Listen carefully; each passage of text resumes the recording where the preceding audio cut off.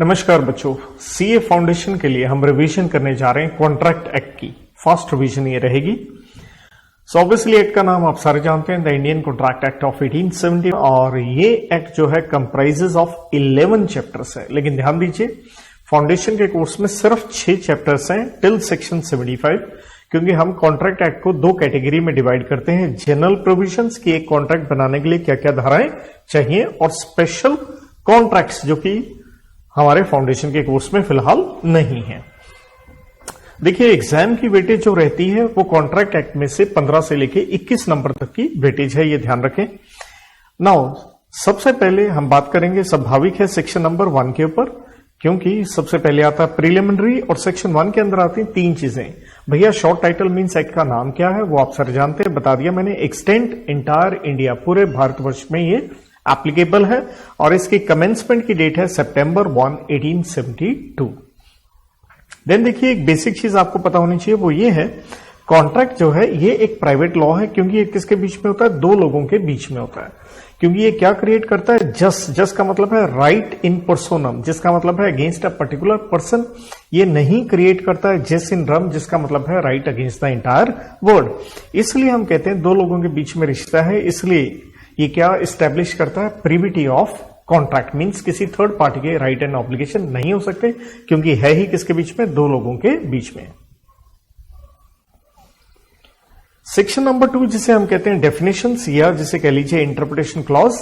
तो डेफिनेशन में सबसे पहले आता है सेक्शन नंबर 2A, जिसके अंदर हम डेफिनेशन पढ़ते हैं, प्रपोजल कह लो या ऑफर कह लो। थोड़ी देर में हम इसके ऊपर डिटेल में पढ़ेंगे। और देखिए, इसके अंदर बेसिकली अगर शॉर्ट में याद रखना हो, 3 चीजें हैं, CWA, communication, willingness, assent. Clause B के अंदर आता है एक्सेप्टेंस, जिसके अंदर 2 बातें हैं, communication plus acceptance. And C clause B के अंदर ही एक चीज और आती है, वो है प्रॉमिस बी, और प्रॉमिस का एक फॉर्मूला बनता है offer plus acceptance. A proposal when accepted becomes a promise. ये आगे हम डिटेल में भी देखेंगे। 2C के अंदर आती है पार्टीज, और पार्टीज आती है कॉन्ट्रैक्ट एक्ट में 2, जिनका नाम है प्रोमिसर, या बेसिकली आप ऑफरर बोलते हैं। दूसरा है प्रोमिसी। प्रोमिसर कौन, पर्सन मेकिंग प्रपोजल, और प्रोमिसी कौन है, जो प्रपोजल को एक्सेप्ट कर रहा है। देन आफ्टर क्लॉज डी में आता है कंसीडरेशन। इसे भी हम देखिए अभी डिटेल में बात करेंगे, एक बार मैं हल्का सा बता रहा हूं, जिसे बेसिकली हम लीगल भाषा में कहते हैं क्विड प्रो क्यू या समथिंग इन रिटर्न। ई में आता है एग्रीमेंट, और एग्रीमेंट है that is promise plus consideration, मतलब एक तरह से ऑफर में एक्सेप्टेंस ऐड हुआ, प्रॉमिस ऐड हुआ, कंसीडरेशन ऐड हुआ, तो ये बन गया एग्रीमेंट। तो कहता है एग्रीमेंट क्या है, every promise and every set of promises forming consideration for each other. और ई के साथ ही सेम कॉपी पेस्ट ऐसी डेफिनेशन हमें मिलती है अंडर सेक्शन 2 क्लॉज एफ के अंदर, reciprocal promises, promises which form consideration or part of consideration for each other. Reciprocal promises पे बाद में हम देखिए कंसेप्ट करेंगे, सेक्शन 51 से लेके 58 तक।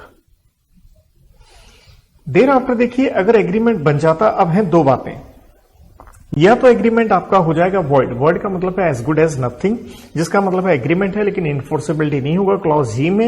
N agreement not enforceable by law, जिसका बेसिकली मतलब क्या है, एज गुड एज नथिंग, ये इनवैलिड है, कोई लीगल इसका इंपैक्ट नहीं है। हम लिस्ट पढ़ेंगे वॉइड एग्रीमेंट्स की, बेसिकली कह लीजिए सेक्शन 23 से लेके 30 तक। और अगर एग्रीमेंट इनफोर्सेबल है तो ये बन जाता है, ए के साथ ई ऐड हुआ तो ये बन जाता है contract under section 2H, an agreement enforceable by law. अब प्रश्न है, इनफोर्सेबल कब होगा? भैया इनफोर्सेबल तब होता है अगर आप सेक्शन 10 सेटिस्फाई कर दें। Enforceability when section 10 is satisfied, क्योंकि क्वेश्चन इस तरह से भी आ सकता है, ऑल कॉन्ट्रैक्ट्स तो एग्रीमेंट है but all agreements are not contract. क्यों? क्योंकि एग्रीमेंट के साथ हमें क्या चाहिए, इनफोर्सेबिलिटी चाहिए, उसके लिए सेक्शन 10 सेटिस्फाई करें। सेक्शन 10 क्या कहता है, all agreements are contract if made with free consent of parties competent to contract for a lawful object and consideration and are not hereby expressly declare to be void. और ये सारी, जैसे मैंने 5 point बना के दिए, ये सारी चीजें हम डिटेल में अलग अलग सेक्शंस में पढ़ते हैं। इसके अलावा देखिए, कुछ इनडायरेक्ट पॉइंट भी हम इसके अंदर एड ऑन कर सकते हैं कि भैया ऑफर होनी चाहिए, intention to enter into legal relationship होना चाहिए, जो मीनिंग है वो प्रिसाइज हो, अनसर्टन नहीं होना चाहिए, और पॉसिबिलिटी ऑफ परफॉर्मेंस होनी चाहिए, और दोनों पार्टीज को लीगल फॉर्मेलिटीज जो भी बनती है कंप्लाई करनी पड़ेंगी। कॉन्ट्रैक्ट बनने के बाद भी देखिए दो सिचुएशंस हो सकती हैं, या तो कॉन्ट्रैक्ट टर्न हो सकता है टू आई के अंदर वॉइडेबल कॉन्ट्रैक्ट में, जिसका मतलब है कि वॉइडेबल कॉन्ट्रैक्ट, देखिए कॉन्ट्रैक्ट है तो सेम डेफिनेशन आ गई, N agreement enforceable by law, लेकिन वॉइड करने की आपके पास क्या आ गई, एबिलिटी आ गई। कब आ गई, but at the option of one or more of the parties but not of other or others, मतलब जब आपकी कंसेंट फ्री नहीं है तो एक पार्टी को ऑप्शन मिल जाती है, वो चाहे तो कॉन्ट्रैक्ट को क्या करवा ले, कैंसिल कहें या वॉइडेबल कहें।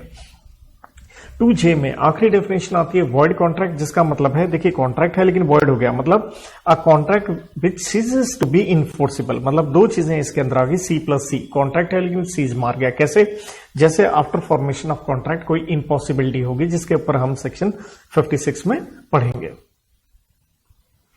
तो ऐसे ही साइड हमारे फाउंडेशन में देखिए 6 चैप्टर्स आते हैं टिल सेक्शन नंबर 75 तक। ऑफर वगैरह के ऊपर सेक्शन 3 से 9 है। देन कॉन्ट्रैक्ट जो हमने वॉइडेबल कॉन्ट्रैक्ट या एग्रीमेंट पढ़ा 10 से 30 है। कॉन्टिजेंट के ऊपर चैप्टर 3 है 31 से 36। परफॉर्मेंस ऑफ कॉन्ट्रैक्ट के ऊपर देखिए 37 से 67। क्वासी कॉन्ट्रैक्ट 68 से 72 और आखिरी chapter number 6 breach of contract from section 73 से 75 के बीच में। हम सबसे पहला अपना प्रश्न ले रहे हैं एक क्लासिफिकेशन या टाइप ऑफ कॉन्ट्रैक्ट कह लीजिए, जहां सबसे पहली कैटेगरी बना रहे हैं types of contract on the basis of legality. जैसे अभी हम पढ़ के आ चुके हैं, देखिए 2(1)G में हमने पढ़ लिया वॉइड एग्रीमेंट, H में कॉन्ट्रैक्ट, I में वॉइडेबल, J में वॉइड कॉन्ट्रैक्ट। लेकिन ये बिना सेक्शन के एक चीज पढ़ने जा रहे हैं, इलीगल एग्रीमेंट।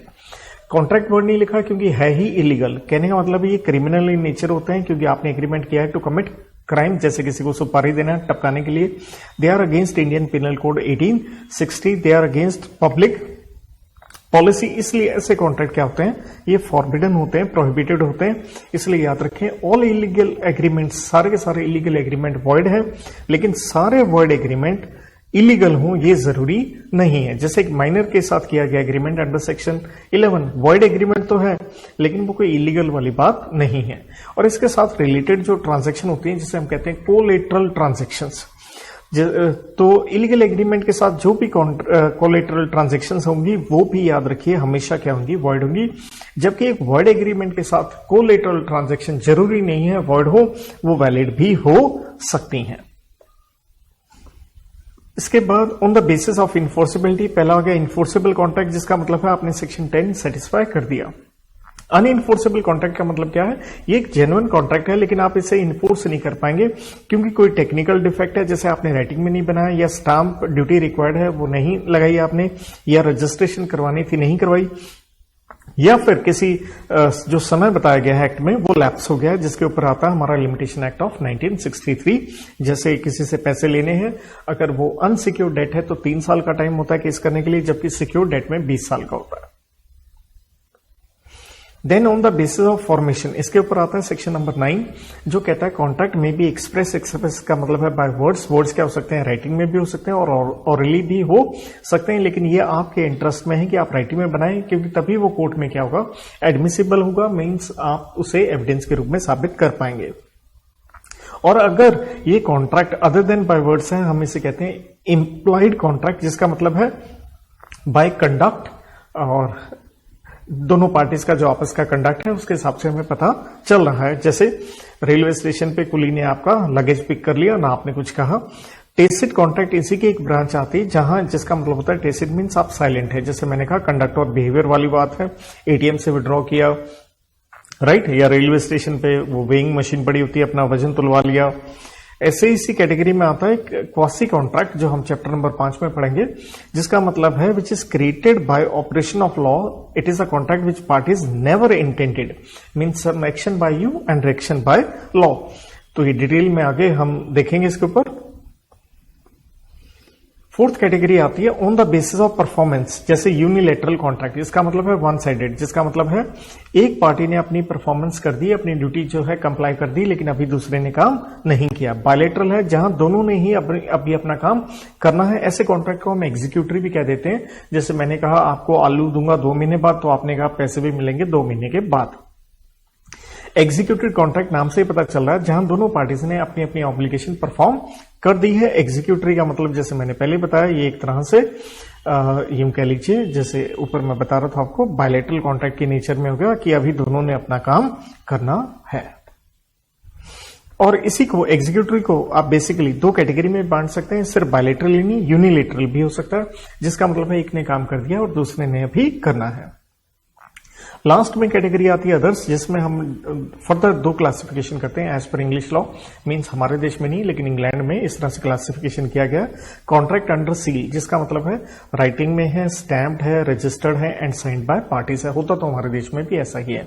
या कॉन्ट्रैक्ट ऑफ रिकॉर्ड, जिसका मतलब है कोई कोर्ट का निर्णय आ गया, कोर्ट का डिग्री है, उसके मुताबिक जो बने, जैसे रेकोग्निजांस, जिसका मतलब है एक बॉन्ड आपने साइन किया है कोर्ट के सामने कि जब आप मुझे बुलाओगे आई विल अपीयर, जिसे कहते हैं कि आपने अपनी कोई टेस्टिमनी गवाही देनी है तो आप आ जाओगे।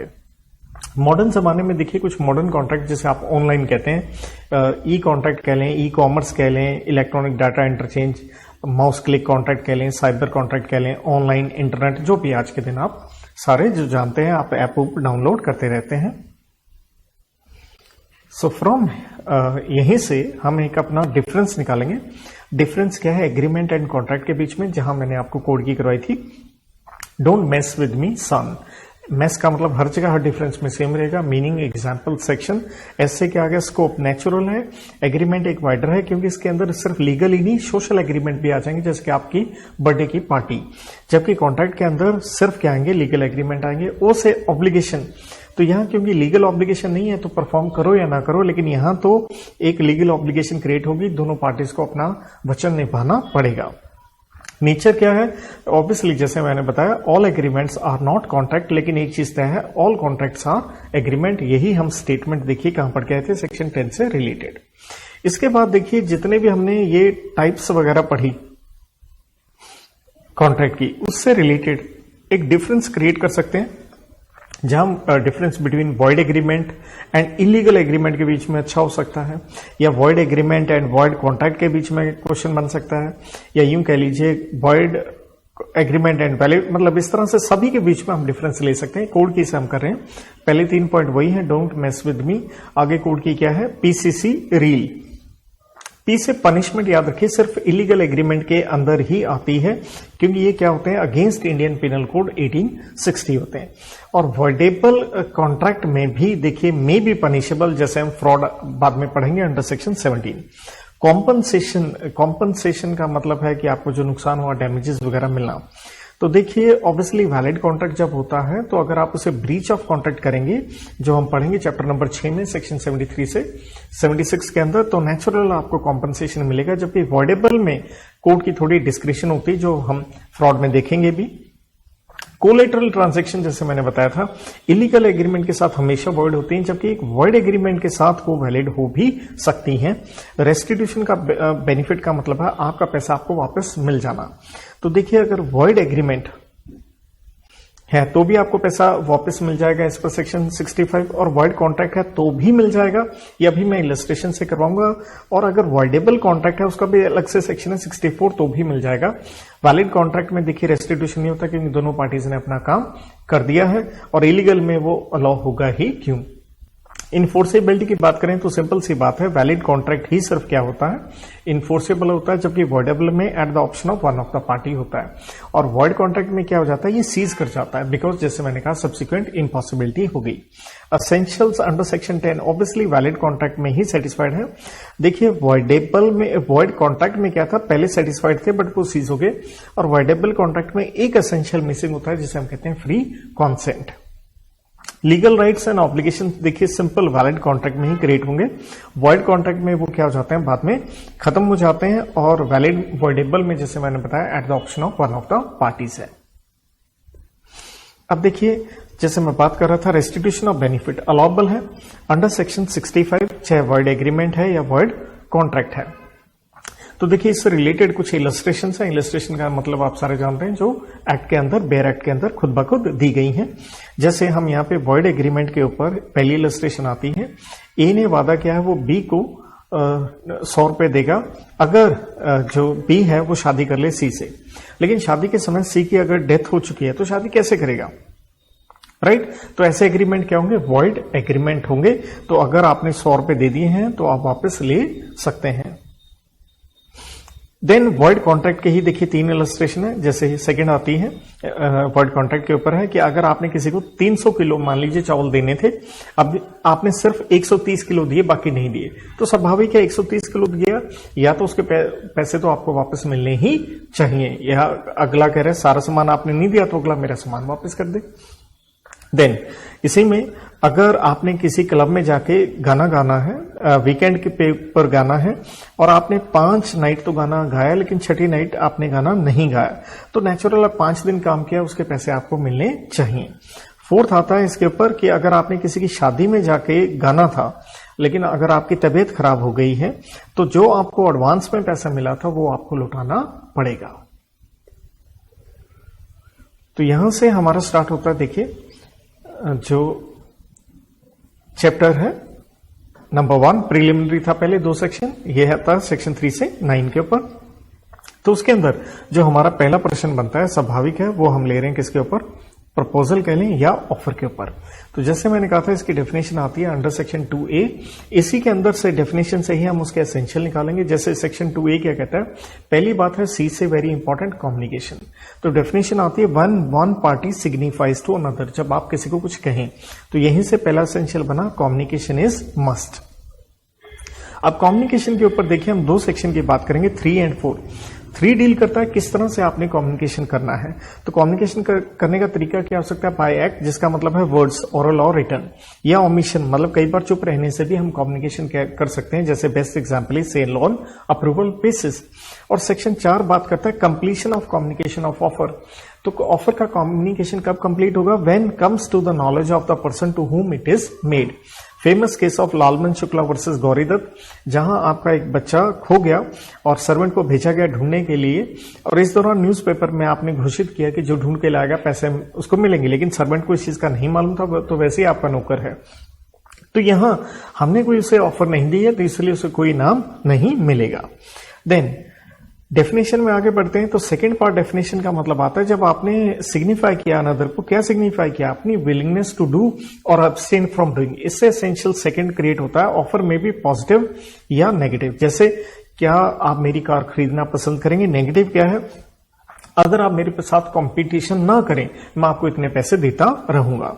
यहीं से पॉइंट हमें पता चलता है विलिंगनेस में कि आप कॉन्ट्रैक्ट करने के लिए जो ऑफर आप दे रहे हैं, आपकी मंशा होनी चाहिए to enter into legal relationship, ना कि कोई सोशल एग्रीमेंट करना, जैसे शादी ब्याह में पार्टी वगैरह अटेंड करने के लिए।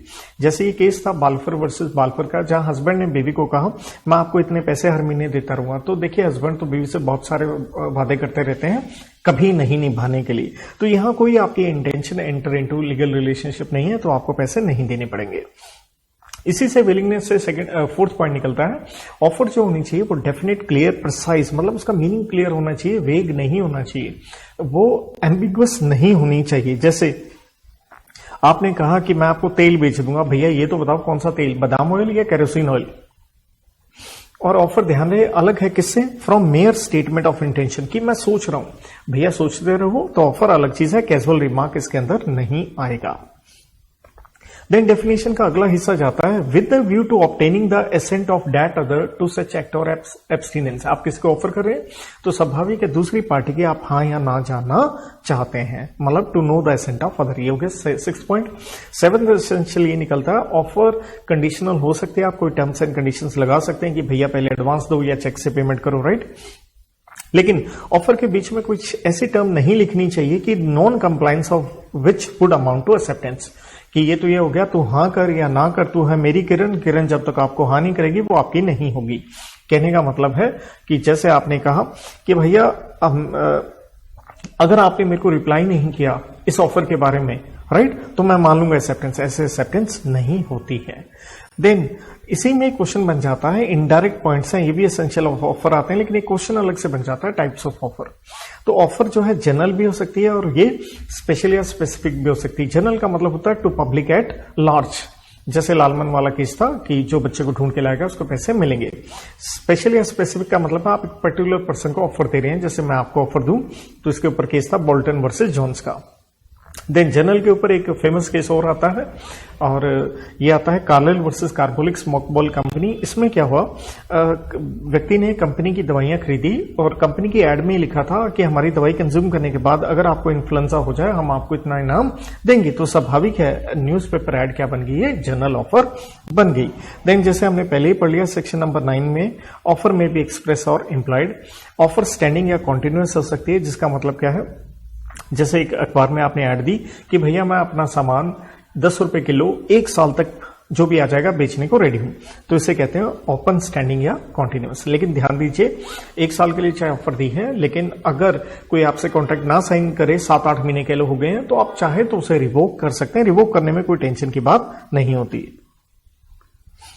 इसके बाद ऑफर क्रॉस नहीं होनी चाहिए। इसका मतलब है offer by both the parties containing same terms of bargain, मतलब दो लोगों ने एक दूसरे को ऑफर कर दिया जैसे लेटर से, लेकिन दोनों को ही एक दूसरे के ऑफर के बारे में नहीं पता, तो ऑफर से ऑफर कैंसिल हो जाएगा, क्योंकि यहां पे कोई एक्सेप्टेंस नहीं है, क्योंकि ओ से कॉन्ट्रैक्ट नहीं होता। Contract is equal to O plus A, that is offer plus acceptance. Not to be counter offer, इसका मतलब क्या है, देखिए महत्वपूर्ण सेक्शन आता है सेक्शन नंबर 7। सेक्शन 7 क्या कहता है, ये ऑफर के ऊपर नहीं है, एक्सेप्टेंस के ऊपर, कि एक्सेप्टेंस टू बी एब्सोल्यूट और अनकंडीशनल, जिसका मतलब है आप एक्सेप्ट करेंगे बिना कोई बदलाव के, बिना किसी मॉडिफिकेशन के। तो अगर आप कुछ मॉडिफाई करते हैं तो इसे हम एक्सेप्टेंस नहीं मानते, इसे हम कहते हैं काउंटर ऑफर। जैसे मैंने कहा आलू 10 रुपए किलो, आपने कहा 8 रुपए लगाने हैं, तो 8 रुपए लगाना एक्सेप्टेंस नहीं है, बल्कि वो एक तरफ से ऑफर ही है। अगेन ये कॉन्ट्रैक्ट नहीं बना। तो ये देखिए इसके ऊपर सेम कुछ ऐसे केस है, नील वर्सेस मेरिट का, यूआई वर्सेस बाहुलाल का, हेवर्थ वर्सेस नाइट वगैरह के, राइट। देन देखिए ऑफर एक अलग चीज है, जबकि इनविटेशन टू ऑफर एक अलग चीज है। तो इनविटेशन टू ऑफर एक one of the important concept हमारे लिए बनता है। इनविटेशन का मतलब क्या है, देखिए इसके अंदर 2-3 बातें आती हैं। पिक, पी से प्रीसीड्स ऑफर, मतलब ये ऑफर से पहले है। आई से ये एक तरह से इंड्यूसमेंट ऑफर है कि आप इसको इंड्यूस करें कि वो आपको ऑफर दें। सी से ये सर्कुलेशन ऑफ ऑफर है। तो देखिए ऑफर बेसिकली क्या है, फाइनल एक्सप्रेशन ऑफ विलिंगनेस होता है, intention to enter into legal relationship होता है। जबकि इनविटेशन का मतलब क्या है, ये एक इंटरिम है, मतलब यहाँ इंटेंशन है टू नेगोशिएट, या आप चाहते हैं कि आपको ऑफर आए, क्योंकि आप किसी को क्या कर रहे हैं, इंड्यूस कर रहे हैं। तो इसके लिए टेस्ट क्या है टू डिटरमिन कि इंटेंशन टू ऑफर है, तो 3 सिचुएशन आती हैं। एक है सेल्फ सर्विस सिस्टम, जैसे आप बहुत सारी दुकानों में जाते हो और जितने भी आजकल देखिए डिपार्टमेंटल स्टोर है, सेल्फ सर्विस सिस्टम, तो वो लोग ऑफर नहीं करते हैं, रादर आप ऑफर करते हो जब आप अपनी बास्केट में या ट्रॉली में सामान लेके काउंटर पे लेके जाते हैं। Held in the case of pharmaceutical society of great Britain versus boots cash chemist, मतलब वो जब आप सामान लेके गए, आप बाद में अगला मना भी कर सकता है, क्योंकि ऑफर आप कर रहे हो ना कि दुकानदार। देन है मेयर स्टेटमेंट ऑफ प्राइस, जैसे कैटलॉग प्राइस या प्राइस कोटेशन या डिस्प्ले ऑफ गुड्स भी कहते हैं। जैसे केस था हार्वे वर्सेस फैसे, आपने एक चिट्ठी लिखी, क्या आप अपनी ये चीज बेचेंगे, बम्पर हॉल पेन जो कि एक प्लॉट था, अपना प्राइस बता दीजिए। अगले ने लोएस्ट प्राइस बता दिया और आपने कहा we are ready to buy, लेकिन आपने प्राइस पूछा, अगले ने प्राइस बताया, तो दैट मीन्स यहां पे ये सिर्फ एक मेयर स्टेटमेंट ऑफ प्राइस है, ये ऑफर नहीं है, ये इनविटेशन ही है। तीसरा ऑक्शन सेल केस है हैरिस वर्सेस निकरसन, कि आपने एक ऑक्शन लगानी थी, तो आपने न्यूज़पेपर में ऐड दिया कि हम इस तारीख को ये सामान बेचेंगे, तो वो ऐड देख के कोई वहां आ गया, लेकिन उससे पहले आपने अपनी ऑक्शन विड्रॉ कर ली, तो ये कोई ऑफर नहीं है, सिंपल इन्विटेशन ही है।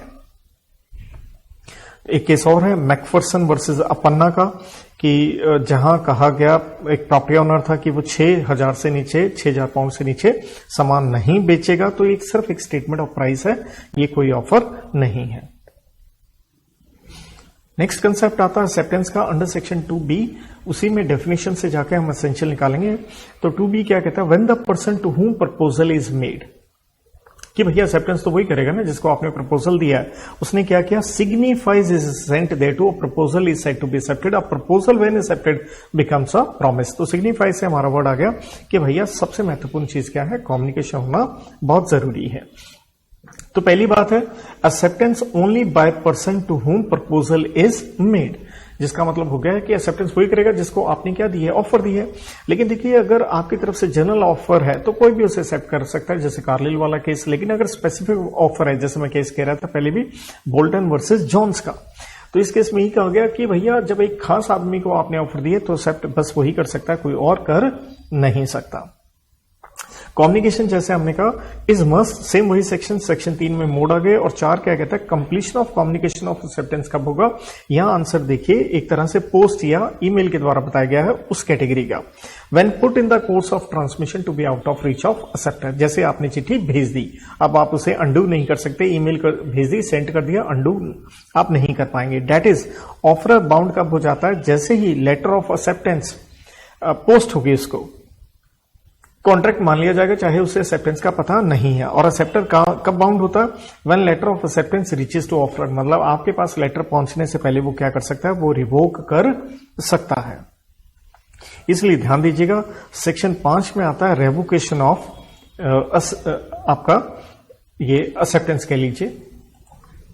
जैसे कहता ऑफर आप कब कैंसिल कर सकते हैं, बिफोर इट्स एक्सेप्टेंस, मतलब ऑफर कोई एक्सेप्ट करे उससे पहले जब मर्जी आप कैंसिल कर लीजिए, लेकिन एक्सेप्टेंस आप कब कैंसिल कर सकते हैं, before it reaches to offeror, right. तो इसके बाद हमारा नेक्स्ट इस पे देखिए केस भी है कम्युनिकेशन के ऊपर, ब्रॉकडन वर्सेस मेट्रोपॉलिटन रेलवे कंपनी। जैसे हमने कहा कम्युनिकेशन इज मस्ट, तो यहां पे क्या है, एक एग्रीमेंट जो है वो जस्ट बना है, भेजा गया है और मैनेजर ऑफ रेलवे ने उसे अप्रूव कर दिया है, लेकिन अपनी कैबिनेट में रख लिया है। मतलब आपने एग्रीमेंट एक्सेप्ट करना था लेकिन अप्रूव करके अपनी दराज में रख दिया है, आपने भेजा ही नहीं, आप भूल गए, तो ऑब्वियसली यहां कोई एक्सेप्टेंस नहीं है, यहां कोई कॉन्ट्रैक्ट नहीं बना। इसके बाद देखिए 2 प्रश्न बन सकते हैं स्टेटमेंट के फॉर्म में, acceptance can't be employed from silence. तो देखिए केस था फेल्ट हाउस वर्सेस बेंडले का, मतलब हमने कहा एक्सेप्टेंस के लिए कम्युनिकेशन होना जरूरी है। जैसे चाचा भतीजा घोड़े का केस था, वो भतीजे के पास गया था और एक कहा कि घोड़ा पसंद है लेकिन तेरे को बाद में बता दूंगा। बाद में उसने एक चिट्ठी लिख दी कि बेटा तू तो जानता है मेरे को वो घोड़ा पसंद था, अगर तू अपनी तरफ से रिप्लाई नहीं करेगा आई विल प्रिज्यूम तू उसे बेचने को तैयार है। तो आप एक्सेप्टेंस साइलेंस से मान नहीं सकते, ये कोई वैलिड कॉन्ट्रैक्ट नहीं है। Acceptance is something more than mere mental assent, मन ही मन में, जैसे मन ही मन में अगर आप सोचें कि भैया आपकी शादी कैटरीना कैफ से हो जाएगी, तो भैया ऐसे सोचने से आपकी नहीं हो सकती, राइट। जैसे केस था सेंट्रल बैंक वर्सेस वेंकटेश का, जहां बैंक ने एक रेजोल्यूशन पास किया कि हम अपनी जमीन बेचेंगे ए को, लेकिन अभी बैंक ने उसको बताया ही नहीं, मतलब अंदर से सोचा हम बेचेंगे, तो ये कोई एक्सेप्टेंस या कॉन्ट्रैक्ट नहीं है। देन देखिए कम्युनिकेशन एक्सेप्टेंस का पहली बात तो ऑफरर ही एक्सेप्ट करेगा, लेकिन एक्सेप्टेंस का कम्युनिकेशन स्वाभाविक है, कौन करेगा, अरे भैया एक्सेप्टर करेगा या उसका ऑथराइज्ड एजेंट करेगा, कोई थर्ड पार्टी कर नहीं सकती। और कम्युनिकेशन ऑफ एक्सेप्टेंस किसको करोगे, ऑफरर या उसके ऑथराइज्ड एजेंट को करोगे। ये बोल्टन वाले केस में था एक्सेप्टेंस, फिर से सेक्शन 9 में इट मे बी एक्सप्रेस और इंप्लाइड। और communication of special conditions of offer, मतलब अगर कुछ ऑफर की कंडीशंस थी, जैसे हमने कहा था ऑफर कंडीशनल हो सकती है, तो जो भी स्पेशल कंडीशंस है वो आपको कंप्लायंस उनका करना ही पड़ेगा। Mukul Datta versus Indian airlines का केस था, स्पेशल कंडीशंस थी, printed on back of ticket या कह लीजिए नोटिस बोर्ड पे हैं, तो ऑब्वियसली आपको कंप्लाई करनी पड़ेगी। लिली व्हाइट वर्सेस आर मनुस्वामी, जहां पे लॉन्ड्री के लिए आपने कपड़े दिए और उसमें रसीद में लिखा था अगर लॉस हो गया तो भैया सिर्फ आपको मिलेंगे 15% ऑफ जो उसकी वैल्यू है। तो यहां कोर्ट ने कहा माना ये कंडीशन आपने डाली है, लेकिन ये बहुत ज्यादा क्या है, अनरीजनेबल है, आपको पूरे पैसे देने पड़ेंगे। देन नेक्स्ट पॉइंट आता है सेक्शन 7, जैसे मैंने पहले बताया था एब्सोल्यूट और अनकंडीशनल होनी चाहिए एक्सेप्टेंस, वरना हम उसे क्या मान लेते हैं, काउंटर ऑफर। यहां केस आता है नील वर्सेस मेरिट का, जहां पे कोई जमीन थी बेचनी थी, बायर ने एग्री कर लिया, लेकिन पैसे देने थे इंस्टॉलमेंट में, लेकिन आप जो अमाउंट है उसको मॉडिफाई कर रहे हो, तो नेचुरली काउंटर ऑफर हुआ। या यूनियन ऑफ इंडिया वर्सेस बहुलाल, ये सारे केस मैंने ऊपर भी बताया था आपको, इसलिए यहां डिटेल है। आपने मकान बेचना था 1 लाख का, लेकिन बायर 80,000 दे रहा है, तो ये अगेन आप मॉडिफाई कर रहे हो, ये क्या बन गया, counter offer. Hayworth versus night, mayor variation in language of acceptance, मतलब जब आप एक्सेप्ट कर रहे हो सिर्फ लैंग्वेज, जैसे कोई हिंदी थोड़ा पंजाबी इंग्लिश यूज करे तो इससे कोई प्रॉब्लम नहीं, उसे वैलिड ही माना जाएगा। अलग से केस है स्टैंडर्ड फॉर्म ऑफ कॉन्ट्रैक्ट, क्योंकि देखिए कॉन्ट्रैक्ट क्या होते हैं, कुछ स्टैंडर्ड भी होते हैं, जिसका मतलब है जिसके अंदर कोई नेगोशिएशन नहीं होती, जिस तरह की जैसे बैंकिंग का कह लीजिए, बैंक ने एफडी का इंटरेस्ट रेट सबको सेम देना है, रेलवे का टाइम चलने का सबके लिए सेम रहेगा, ये तो नहीं किसी के लिए स्पेशल चलेगी वो।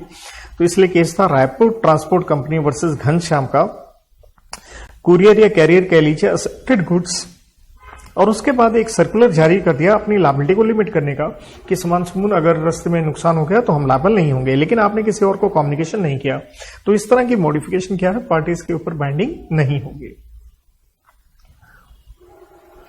जैसे मैंने कहा कॉन्ट्रैक्ट बनता है ऑफर प्लस एक्सेप्टेंस, तो इसलिए एक प्रश्न इस तरह से पूछा जा सकता है कि भैया ये ऑफर और एक्सेप्टेंस कैसी चीजें हैं, तो हम यूं कहेंगे एक्सेप्टेंस ऑफर के लिए कुछ इस तरह, या एक्सेप्टेंस ऑफर के लिए कुछ इस तरह से है जैसे एक जलती हुई एक, जैसे आप माचिस जलाते हैं, water lighted match is to a train of gunpowder, जिसका मतलब है बारूद को जैसे तीली लगा देना, तो रिजल्ट क्या होगा, एक्सप्लोजन होगा, धमाका होगा। ऐसे ही जब ऑफर के साथ एक्सेप्टेंस ऐड हो जाती है बन जाता है कॉन्ट्रैक्ट। और ये जो स्टेटमेंट है ये एक जनाब विलियम एंसन ने दी थी। कहने का मतलब है एक्सेप्टेंस एक ट्रिगर की तरह काम करता है और results in contract and once made can not be recalled या अनडू नहीं कर सकते।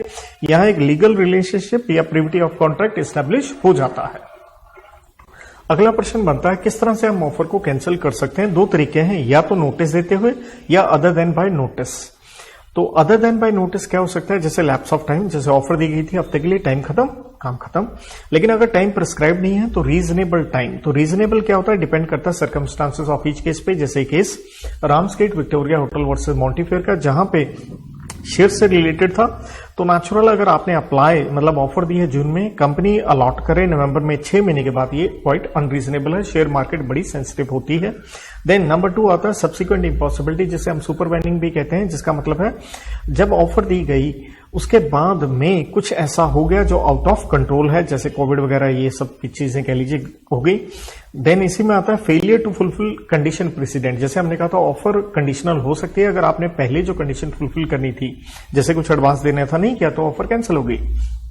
देन इसी के अंदर आता है रिजेक्शन ऑफ ऑफर या काउंटर ऑफर, जो हमने पहले बात कर दी, या डेथ और इनकैपेसिटी ऑफ पार्टीज ऑफर। यहां पे दो बातें आती हैं।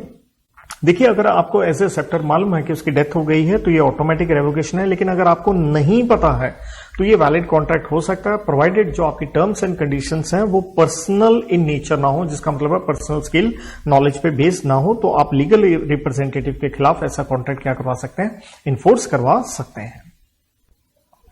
देखिए इसके बाद हमारा कंसेप्ट आता है जी कैपेसिटी टू कॉन्ट्रैक्ट।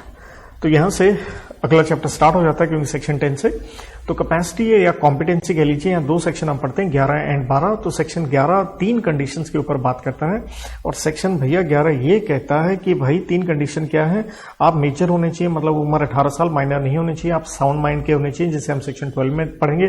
तीसरा, आप डिस्क्वालिफाइड बाय लॉ नहीं होने चाहिए। कुछ नेगेटिव लिस्ट दी गई है, कुछ लोग जो कॉन्ट्रैक्ट नहीं कर सकते हैं। तो सबसे पहले हम बात करेंगे position of agreement with minor. तो उसके साथ किया गया जो एग्रीमेंट होता है वो वॉइड एब इनिशियो, जिसका मतलब है from the very beginning it is as good as nothing, held in the case of Mohori Bibi versus Dharmodas Ghosh. और माइनर को देखिए सिंपल याद रखिए, माइनर को हर सिचुएशन में लड्डू मिलेंगे और दूसरे व्यक्ति को डड्डू, जिसका मतलब है कह लीजिए नेगेटिविटी मिलेगी। तो माइनर हमेशा प्लीड कह सकता है अपने आप को बेनिफिट देने के लिए कि मैं तो क्या हूं, छोटा सा नन्हा सा प्यारा सा बच्चा हूं। कहने का मतलब है अगर उसने अपनी मिस एज भी मिस रिप्रेजेंट की है तब भी उसके साथ किया गया एग्रीमेंट क्या होगा, वॉइड ही रहेगा, मतलब उसके ऊपर प्रिंसिपल ऑफ एस्टॉपल नहीं लगेगा। देन रेस्टिट्यूशन ऑफ बेनिफिट, जिसका मतलब है जो आपने माइनर को कुछ दिया था क्या आप वापस ले सकते हैं। जब उसने कहा कि मैं माइनर हूं, देखिए जहां तक सवाल है 2 बातें आ जाती हैं। देखिए अगर चीजों के अंदर क्या इन्वॉल्व है, अगर आपने बच्चे को सिर्फ गुड्स दी हैं या हो सकता है पैसे दिए हो, तो 2 चीजें हो जाती हैं। देखिए जहां तक गुड्स का सवाल है, अगर बच्चा उसे कंज्यूम कर गया है तो वापस नहीं मिलेगा, मतलब सेम गुड्स ही आप वापस ले सकते हैं, कुछ और बच्चे की चीज नहीं ले सकते हैं। और मनी के केस में क्योंकि आप सेम वापस कर सकते हैं, तो मनी के केस में पैसा वापस नहीं मिलेगा, क्योंकि आप ये साबित नहीं कर पाएंगे उसकी जेब में 100 रुपए वही है जो आपने दिए थे, राइट। तो सेम एस्टैब्लिश करना मुश्किल है, इसलिए बर्डन ऑफ प्रूफ की यहां प्रॉब्लम आती है। रेटिफिकेशन का मतलब है माइनर अगर मेजर हो जाए तो उसके साथ किया कॉन्ट्रैक्ट हम रेटिफाई कर सकते हैं। देखिए कर सकते हैं, लेकिन एक समस्या आ जाएगी। सेक्शन 10 का एक एसेंशियल आता है, वो है कंसीडरेशन। तो देखिए अब माना आप मेजर हो गए हैं, लेकिन जरूरत किसकी है, फ्रेश कंसीडरेशन चाहिए। सो कहने का मतलब है जो माइनॉरिटी में कंसीडरेशन थी हम उसको कंसीडरेशन लेके नहीं चलेंगे। तो अगेन एग्रीमेंट क्या हो गया, वॉइड हो गया। लेकिन अब वजह क्या है, वजह कंसीडरेशन है। देन ध्यान दीजिए कंसीडरेशन जरूरी नहीं है एडिक्वेट हो, ये पार्टीज को डिसाइड करना होता है एडिक्वेसी या इनएडिक्वेसी, क्योंकि इसमें कोर्ट इंटरफेयर नहीं करती जब तक आपकी कंसेंट फ्री का इशू ना हो। लायबिलिटी के हिसाब से बात करें तो माइनर के कुछ पॉइंट निकल के आते हैं। ऑब्वियसली वो एग्रीमेंट के लिए इन्फोर्सेबल, क्योंकि एग्रीमेंट इन्फोर्सेबल नहीं है तो उसकी लायबिलिटी नहीं हो सकती। क्या माँ बाप लायबल होंगे? वो भी नहीं होंगे unless they are acting as agent for the minor, मतलब उसके लिए वो एज ए एजेंट बन के कॉन्ट्रैक्ट कर रहे हैं। हाँ, माइनर लायबल रहेगा टोट्स, जिसका मतलब है सिविल रोंग, कि अगर आप कुछ गलत कार्य कर रहे हैं, किसी के खिड़की शीशे तोड़ रहे हैं, तो ऐसा हम आपको लाइसेंस नहीं देते हैं।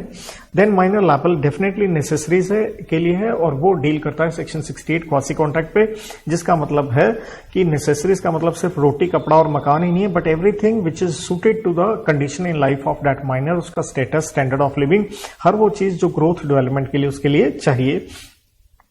तो ये डिपेंड करेगा आपके स्टैंडर्ड ऑफ लिविंग के ऊपर। लेकिन ध्यान रखिएगा, इसके लिए माइनर लायबल है तो सिर्फ उसकी जो लायबिलिटी सिर्फ अपने लिए नहीं है, but anyone who he is legally bound to support, और ये लायबिलिटी पर्सनल इन नेचर नहीं है, सिर्फ उसकी प्राइवेट एस्टेट ही लायबल है। तो रॉबर्ट वर्सेस ग्रे का केस था, जहां माइनर गोल्फ प्लेयर बनना चाहता था और एक बड़े प्लेयर के साथ इंटरनेशनल टूर पे चला गया। तो आप एक प्रोफेशनल बनना चाहते हो तो आपको पैसे देने पड़ेंगे। नैश वर्सेस इनमान, यहां आपके पास काफी कपड़े थे और आप फैंसी कपड़े ले आए, तो ये कोई नेसेसरी नहीं है, तो यहां इसके लिए आप लायबल नहीं होंगे। इसके बाद क्या माइनर इंसॉल्वेंट हो सकता है? अरे नहीं हो सकता, क्योंकि उसकी वैसी लायबिलिटी नहीं होती। क्या वो किसी के लिए एजेंट हो सकता है? यस, हो सकता है, इसमें कोई दिक्कत वाली बात नहीं है। और इसका अगर हम लॉजिक भी देखते हैं तो देखिए, ये इवन कॉन्ट्रैक्ट एक्ट का सेक्शन नंबर 184 ही कह देता है कि agent need not be competent, right. Then उसकी पोजीशन अंडर अदर एक्ट्स देखें तो क्या पार्टनरशिप एक्ट में वो पार्टनर हो सकता है? He can not B partner but can be admitted for the benefits या प्रॉफिट्स ऑफ पार्टनरशिप। ये पार्टनरशिप एक्ट के सेक्शन 30 में हम पढ़ते हैं। क्या वो कंपनी में शेयर होल्डर मेंबर हो सकता है? नहीं, क्योंकि शेयर्स लेने का मतलब है कॉन्ट्रैक्ट करना, तो उसके लिए वो नहीं हो सकता। एक नेगोशिएबल एक्ट आता है, क्या उसमें जैसे बिल ऑफ एक्सचेंज या चेक वगैरह क्या माइनर इश्यू कर सकता है? देखिए, माइनर पैसे ले सकता है, देने के लिए वो कभी लायबल नहीं होता है। और मान लीजिए माइनर ने कोई लोन ले लिया और लोन लिया है गारंटी पे, मतलब किसी ने उसके लिए गारंटी दी है, तो उस व्यक्ति को कहते हैं गारंटर, या टेक्निकल वर्ड आता है श्योरिटी। तो श्योरिटी देखिए पक्का लायबल रहेगा in a contract of guarantee. Contract of guarantee ये हम पढ़ते हैं दरअसल सेक्शन नंबर, कॉन्ट्रैक्ट एक्ट का ही है, सेक्शन नंबर 126 के अंदर देखिए ये आता है। तो उसके अंदर श्योरिटी वगैरह क्या रहता है? लायबल रहता है। अगर जैसे मैंने कहा था कॉन्ट्रैक्ट बाय गार्जियन या पेरेंट्स फॉर माइनर, तो वो कर सकते हैं, उसके लिए वैलिड है। लेकिन अगर बच्चे के लिए इमूवेबल प्रॉपर्टी खरीद रहे हो, मकान, दुकान ये वगैरह, तो आपको कोर्ट की अप्रूवल लेनी पड़ती है। जैसे मैंने कहा था माइनर को हर सिचुएशन में बेनिफिट, इसलिए minor can enforce the contract for his benefit. और अगर एक ज्वाइंट कॉन्ट्रैक्ट किया गया जिसमें एक माइनर भी है, मेजर भी है, तो माइनर लायबल नहीं है, लेकिन जो मेजर है वो लायबल रहेगा। Held in the case of Sen Das versus Ramchand. इसके बाद देखिए सेक्शन 12 आता है, साउंडनेस ऑफ माइंड के ऊपर डील करता है सेक्शन 12। तो साउंडनेस का मतलब है क्या आप केपेबल हैं to understand the terms of the contract, to make a rational judgement, जिसका मतलब है इंटेलिजेंट, एज टू क्या प्रभाव होंगे इसके इफेक्ट अपॉन हिज इंटरेस्ट, आपके हितों के ऊपर। साउंडनेस कब चाहिए? At the time of formation of contract, चाहे बाद में पागल हो जाए। स्टेटस ऑफ एग्रीमेंट क्या रहेगा अनसाउंड माइंड वाले के साथ? ये सेम वही आंसर है जो हमने माइनर वाला पढ़ा, वॉइड एब इनिशियो, लेकिन ध्यान रहे ये भी नेसेसरीज के लिए लायबल होते हैं। अब पागलपंती या फॉर्म्स ऑफ अनसाउंडनेस कैसे कितनी तरह की हो सकती है? तो देखिए, पहला है इडियट। इडियट का मतलब वो व्यक्ति होता है जो अपनी मेंटल पावर्स हमेशा के लिए लॉस कर चुका है। लुनैटिक जिसको दौरे पड़ते हैं, फिट, सैनिटी या इंसैनिटी के, कभी सही कभी पागल। तो जब आप सेन है तो वैलिड होगा।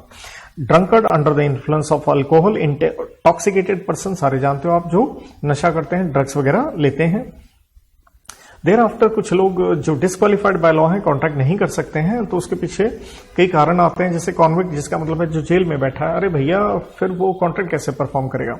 इनसॉल्वेंट, क्योंकि अब आप दिवाली घोषित हो चुके हो, राइट, तो इसलिए अब आप कॉन्ट्रैक्ट नहीं कर सकते हैं क्योंकि आपके पास पैसे नहीं है। एलियन एनिमी मीन्स उस देश का व्यक्ति जिसके साथ हमारी वॉर चल रही है, मतलब एलियन फ्रेंड से कोई दिक्कत नहीं है। कॉर्पोरेशन कंपनी, देखिए ये आर्टिफिशियल पर्सन होता है, तो ये कुछ कॉन्ट्रैक्ट नहीं कर सकती, जैसे personal in nature, for example शादी का, तो डिस्क्वालिफाइड हो गए।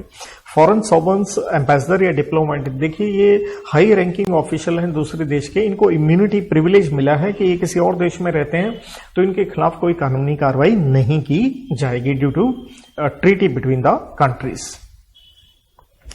इसके बाद देखिए फ्री कंसेप्ट का कंसेप्ट आता है जो सेक्शन 13 से लेके 22 के अंदर आता है। सेक्शन 13 में हम डील करते हैं कंसेंसस एडिडम, जिसका मतलब है meeting of two mind. Simple भाषा में मतलब both the parties must agree about the subject matter in the same sense, time and manner. Sense same हो, टाइम एंड मैनर, तरीका वगैरह सब सेम हो। जैसे तेल बेचना है तो कौन सा तेल किस समय सप्लाई करनी है, कितनी क्वांटिटी देनी है। तो सेक्शन 14 कहता है फ्री कंसेप्ट कब होगा, कहता है तब होगा फ्री कंसेप्ट जब ये 5 बदतमीज लोग ना हो। 15 में क्वेश्चन, 16 में इंड्यूस, 17 में फ्रॉड, 18 में मिसरिप्रेजेंटेशन एंड 20 से 22 में मिस्टेक ना हो। तो आइए सबसे पहले हम देखते हैं क्वेश्चन क्या चीज है। तो देखिए क्वेश्चन आता है अंडर सेक्शन 15, एक वर्ड में खत्म करें तो फिजिकल फोर्स है ये। इसका मतलब है डेफिनेशन के 2 हिस्से इसके अंदर आते हैं, committing or threatening to commit an act forbidden by IPC. जो आईपीसी ने मना किया आपने वही कॉन्ट्रैक्ट किया, या unlawful detaining or threatening to detain any property of any other person with the intention of causing that person to enter into agreement. किसी की प्रॉपर्टी रख के उसको कह रहे हैं मेरे साथ कॉन्ट्रैक्ट कर, या आईपीसी के खिलाफ कुछ करने के लिए कह रहे हैं। जैसे चिक्का मम्मी राजू वर्सेस चिक्का से शर्मा के केस में क्या था, एक भाई ने दूसरे भाई को कहा मेरे को प्रॉपर्टी दे वरना मैं सुसाइड कर लूंगा। तो सुसाइड का जो थ्रेट होता है ये आईपीसी के अगेंस्ट है, तो इसलिए वो आपने प्रॉपर्टी दे दी, आप वापस ले सकते हो। दूसरे में क्या, प्रॉपर्टी जैसे आपका सीए है, उसने आपसे लोन ले रखा है और वो कहता है भैया मेरे को मेरा लोन माफ करो वरना जो आपके बुक्स वगैरह मेरे पास पड़ी हैं जो कि आपकी प्रॉपर्टी होगी मैं वापस नहीं करूंगा। इसी सेक्शन की देखिए एक्सप्लेनेशन ये कहती है कि इससे कोई फर्क नहीं पड़ता, it is immaterial whether IPC applies at the scene of crime or not. जिसका मतलब ये है कि अगर आप हाई सीज इंटरनेशनल वाटर में क्रूज पे चले भी गए हो, वहां जाकर के अगर आप किसी को बंदूक दिखा करके उसकी ज्वेलरी ले लेते हो, तब भी वहां चाहे इंडिया नहीं लग रहा है, लेकिन ये आईपीसी के अगेंस्ट ही होगा क्योंकि अल्टीमेटली इंडिया में आओगे तो इसे क्वेश्चन ही माना जाएगा। क्वेश्चन कहां से लग सकता है, जरूरी नहीं है पार्टी टू कॉन्ट्रैक्ट हो, स्ट्रेंजर भी हो सकता है। और किसके खिलाफ होगा, जरूरी नहीं है पार्टी हो, यहां स्ट्रेंजर भी हो सकता है, जैसे आपकी बीवी के बंदूक लगा दी गई, राइट। परिणाम क्या है क्वेश्चन के, देखिए एक तो सेक्शन 19 में कॉन्ट्रैक्ट वर्डेबल है, आप कैंसिल कर सकते हैं। 64 मैंने पहले पढ़ा दिया था, रेस्टिट्यूशन ऑफ बेनिफिट अलाउबल है। और देखिए अगला एक सेक्शन 72 भी आएगा कि जो कि कहते हैं किसी व्यक्ति को any person to whom money is delivered और anything is given by person और मिस्टेक मस्ट रीपे और रिटर्न करना पड़ेगा। इंग्लैंड में देखिए क्वेश्चन से मिलता जुलता एक वर्ड है ड्यूरेस। उसका मतलब क्या होता है, जैसे हमने कहा क्वेश्चन इज फिजिकल फोर्स, वहां है ड्यूरेस का मतलब है जब एक्चुअल में आपने किसी के मुक्के वगैरह मार के कॉन्ट्रैक्ट कर लिया है। Then under influence under section 16 एक वर्ड में खत्म होती कहानी, मेंटल फोर्स है। कहता है when relation between the parties are such that one party is in a position to dominate the will of another and uses that position to obtain unfair advantage. कहने का मतलब है क्वेश्चन में stranger हो सकता था लेकिन अंडर इन्फ्लुएंस में कोई स्ट्रेंजर नहीं होगा, ये रिलेशन बिटवीन पार्टीज है, दैट इज वेरी इंपॉर्टेंट। इसलिए देखिए डेफिनेशन से 4 एसेंशियल निकल के आते हैं जो मैंने बोल दिए फटाफट, राइट। रिलेशन एक डोमिनेंट है, उसने पोजीशन का क्या किया, मिसयूज किया और किसी के ऊपर क्या लिया, अनफेयर एडवांटेज। तो ये कब पॉसिबल होता है, जब two parties are standing in real or apparent authority, साफ दिख रहा है, जैसे पुलिस और एक्यूज या जज या accuse, income tax officer, SSC, नौकर, मालिक, राइट, इस तरह से। यह विश्वास का रिश्ता ऑफ ट्रस्ट और फेथ वाला कह लीजिए, जहां जैसे डॉक्टर और पेशेंट का, टीचर एंड स्टूडेंट का, हस्बैंड वाइफ का, राइट। या पर्सन अंडर बॉडीली और मेंटल स्ट्रेस, जो आदमी थोड़ा बीमार वगैरह चल रहा है तो स्वाभाविक है कोई उसका मिसयूज कर सकता है। इसके अंदर एक सिचुएशन निकल के आती है अनकॉन्शनेबल बार्गेन, जिसका मतलब है जो आपके अंतरात्मा, आपकी कंसाइंस अलाउ ना करे। जैसे अगर आप किसी से लोन ले रहे हो तो रेट ऑफ इंटरेस्ट कोई थोड़ा ज्यादा ले ले, लेकिन क्या 200% रेट ऑफ इंटरेस्ट होता है क्या, right, that is totally unfair. जैसे केस था कृपा राम वर्सेस सैमी उद्दीन का, जहां आपसे 2% पर मंथ, जिसका मतलब है सालाना 24% ब्याज लिया जा रहा है, तो ये सही नहीं है। इसलिए बर्डन ऑफ प्रूफ, यह बहुत इंपॉर्टेंट पॉइंट है, बर्डन ऑफ प्रूफ हमेशा डोमिनेटिंग पार्टी पे होगा कि आपको बताना है कि मैंने अपनी डोमिनेंस का मिसयूज नहीं किया। बढ़िया एक इलस्ट्रेशन है, जहां मार्केट में पैसे की कमी थी, कमी को यहां कहते हैं स्ट्रिंजेंसी ऑफ मनी, तो बैंक ने लोन दिया लेकिन ज्यादा ब्याज लिया। ये कोई अंडर इन्फ्लुएंस नहीं है, मार्केट में पैसा कम चल रहा है, बैंकों के ब्याज रेट बढ़ते घटते रहते हैं, तो ये कोई दिक्कत वाली बात नहीं है। अंडर इन्फ्लुएंस के परिणाम क्या होंगे, सेक्शन 19 ये कहता है स्वाभाविक है यहाँ कॉन्ट्रैक्ट क्या होगा, वॉइडेबल होगा। और जैसे मैंने पहले बताया था रेस्टिट्यूशन ऑफ बेनिफिट अंडर 64 आप ले सकते हैं। कुछ इलस्ट्रेशंस भी हैं, जैसे आपने किसी का नाम फोर्ज किया एक negotiable instrument, bill of exchange, promise note वगैरह पे कह लीजिए, और जब आपने किसी का नाम फोर्ज किया तो अगले ने आपको डराया कि भैया मैं तेरे खिलाफ कार्रवाई करूंगा, तो यहां पे उसने आपसे कोई एग्रीमेंट अगर साइन करवा लिया है तो ये अनड्यू इन्फ्लुएंस है, क्योंकि वो केस ना करने के बदले आपसे कोई एग्रीमेंट साइन करवा रहा है। देन अगर आपने किसी को लोन दिया है 100 रुपए का और एग्रीमेंट पे आप 200 रुपए लिखवा लेते हो, that is totally nonsense. Obviously undue influence दिख रहा है, अगले को पैसे की जरूरत है, उसने 100 के बदले 200 में भी साइन कर दिया। इसी में एक छोटा सा concept, contract with pardanashin woman, जिसका मतलब है who lives lifes of isolation, separation, समाज से अलग रहती है, मर्दों से कह लीजिए मैन से दूर रहती है, तो स्वाभाविक हमें प्राइमा फेसी लगता है उसके साथ जो कॉन्ट्रैक्ट हुआ वो अनड्यू इन्फ्लुएंस से हिट है, इसलिए उसके साथ कॉन्ट्रैक्ट किया वर्डेबल होगा, लेकिन वैलिड हो सकता है अगर आप साबित करो कि she freely consented, she was free to take independent advice, मैंने कोई अनफेयर एडवांटेज नहीं लिया है। तो यहां एक डिफरेंस क्रिएट हो जाता है अनड्यू इन्फ्लुएंस एंड कोर्शन में, जिसमें कोड की है मेरी तरफ से डोंट मेस विद मी, वो सेम ही रहेगी, पीटीसी बादल साहब, इस तरह से कह लीजिए। पी से पनिशमेंट देखिए स्वाभाविक है क्वेश्चन में होगा, क्योंकि फिजिकल फोर्स है, अगेंस्ट आईपीसी है। टाइप ऑफ फोर्स जैसे मैंने बता दिया, इधर फिजिकल और मेंटल है। क्रिमिनल एक्ट ऑब्वियसली क्वेश्चन हुआ क्योंकि आईपीसी के अगेंस्ट है। बर्डन ऑफ प्रूफ मैंने यहां इंटरेस्टिंग कहा था, वो अनड्यू इन्फ्लुएंस में डोमिनेंट पार्टी के ऊपर है, ना कि एग्रीव्ड पार्टी जो इंजर्ड पार्टी है उसमें क्वेश्चन में रहेगा। बेनिफिट रेस्टिट्यूशन जो मैंने कहा था वो अलाउबल है ऑब्वियसली अंडर सेक्शन 64, और इधर भी सेम है, बट थोड़ा सा अनड्यू में कोर्ट कुछ कंडीशंस लगा सकती है। स्ट्रेंजर मैंने कहा था क्वेश्चन में हो सकता है उससे आया हो, उस पर लगा हो, लेकिन अनड्यू हमेशा किसके बीच में होता है, बिटवीन पार्टीज ही होता है। देन देखिए कंसेप्ट आता है फ्रॉड एंड मिस रिप्रेजेंटेशन का अंडर सेक्शन 17 एंड 18 में, लेकिन आप बेसिकली इसको पढ़ने के लिए 5 मेरी कंडीशंस लेके चलिए। 5 दोनों में फॉल्स स्टेटमेंट है, फ्रॉड में नोइंगली है, जबकि अनड्यू इन्फ्लुएंस में क्या है, अननोइंगली है। वो डिफरेंस आपको मेनली पता होना चाहिए कि मिस रिप्रेजेंटेशन में जानबूझ के नहीं है। फ्रॉड में आपकी मंशा है धोखा देने की, डिसीट देने की, जबकि यहां मिस रिप्रेजेंटेशन में नहीं है। ये 2 चेंज है। दूसरी पार्टी ने आपकी स्टेटमेंट मान ली और उससे हुआ नुकसान।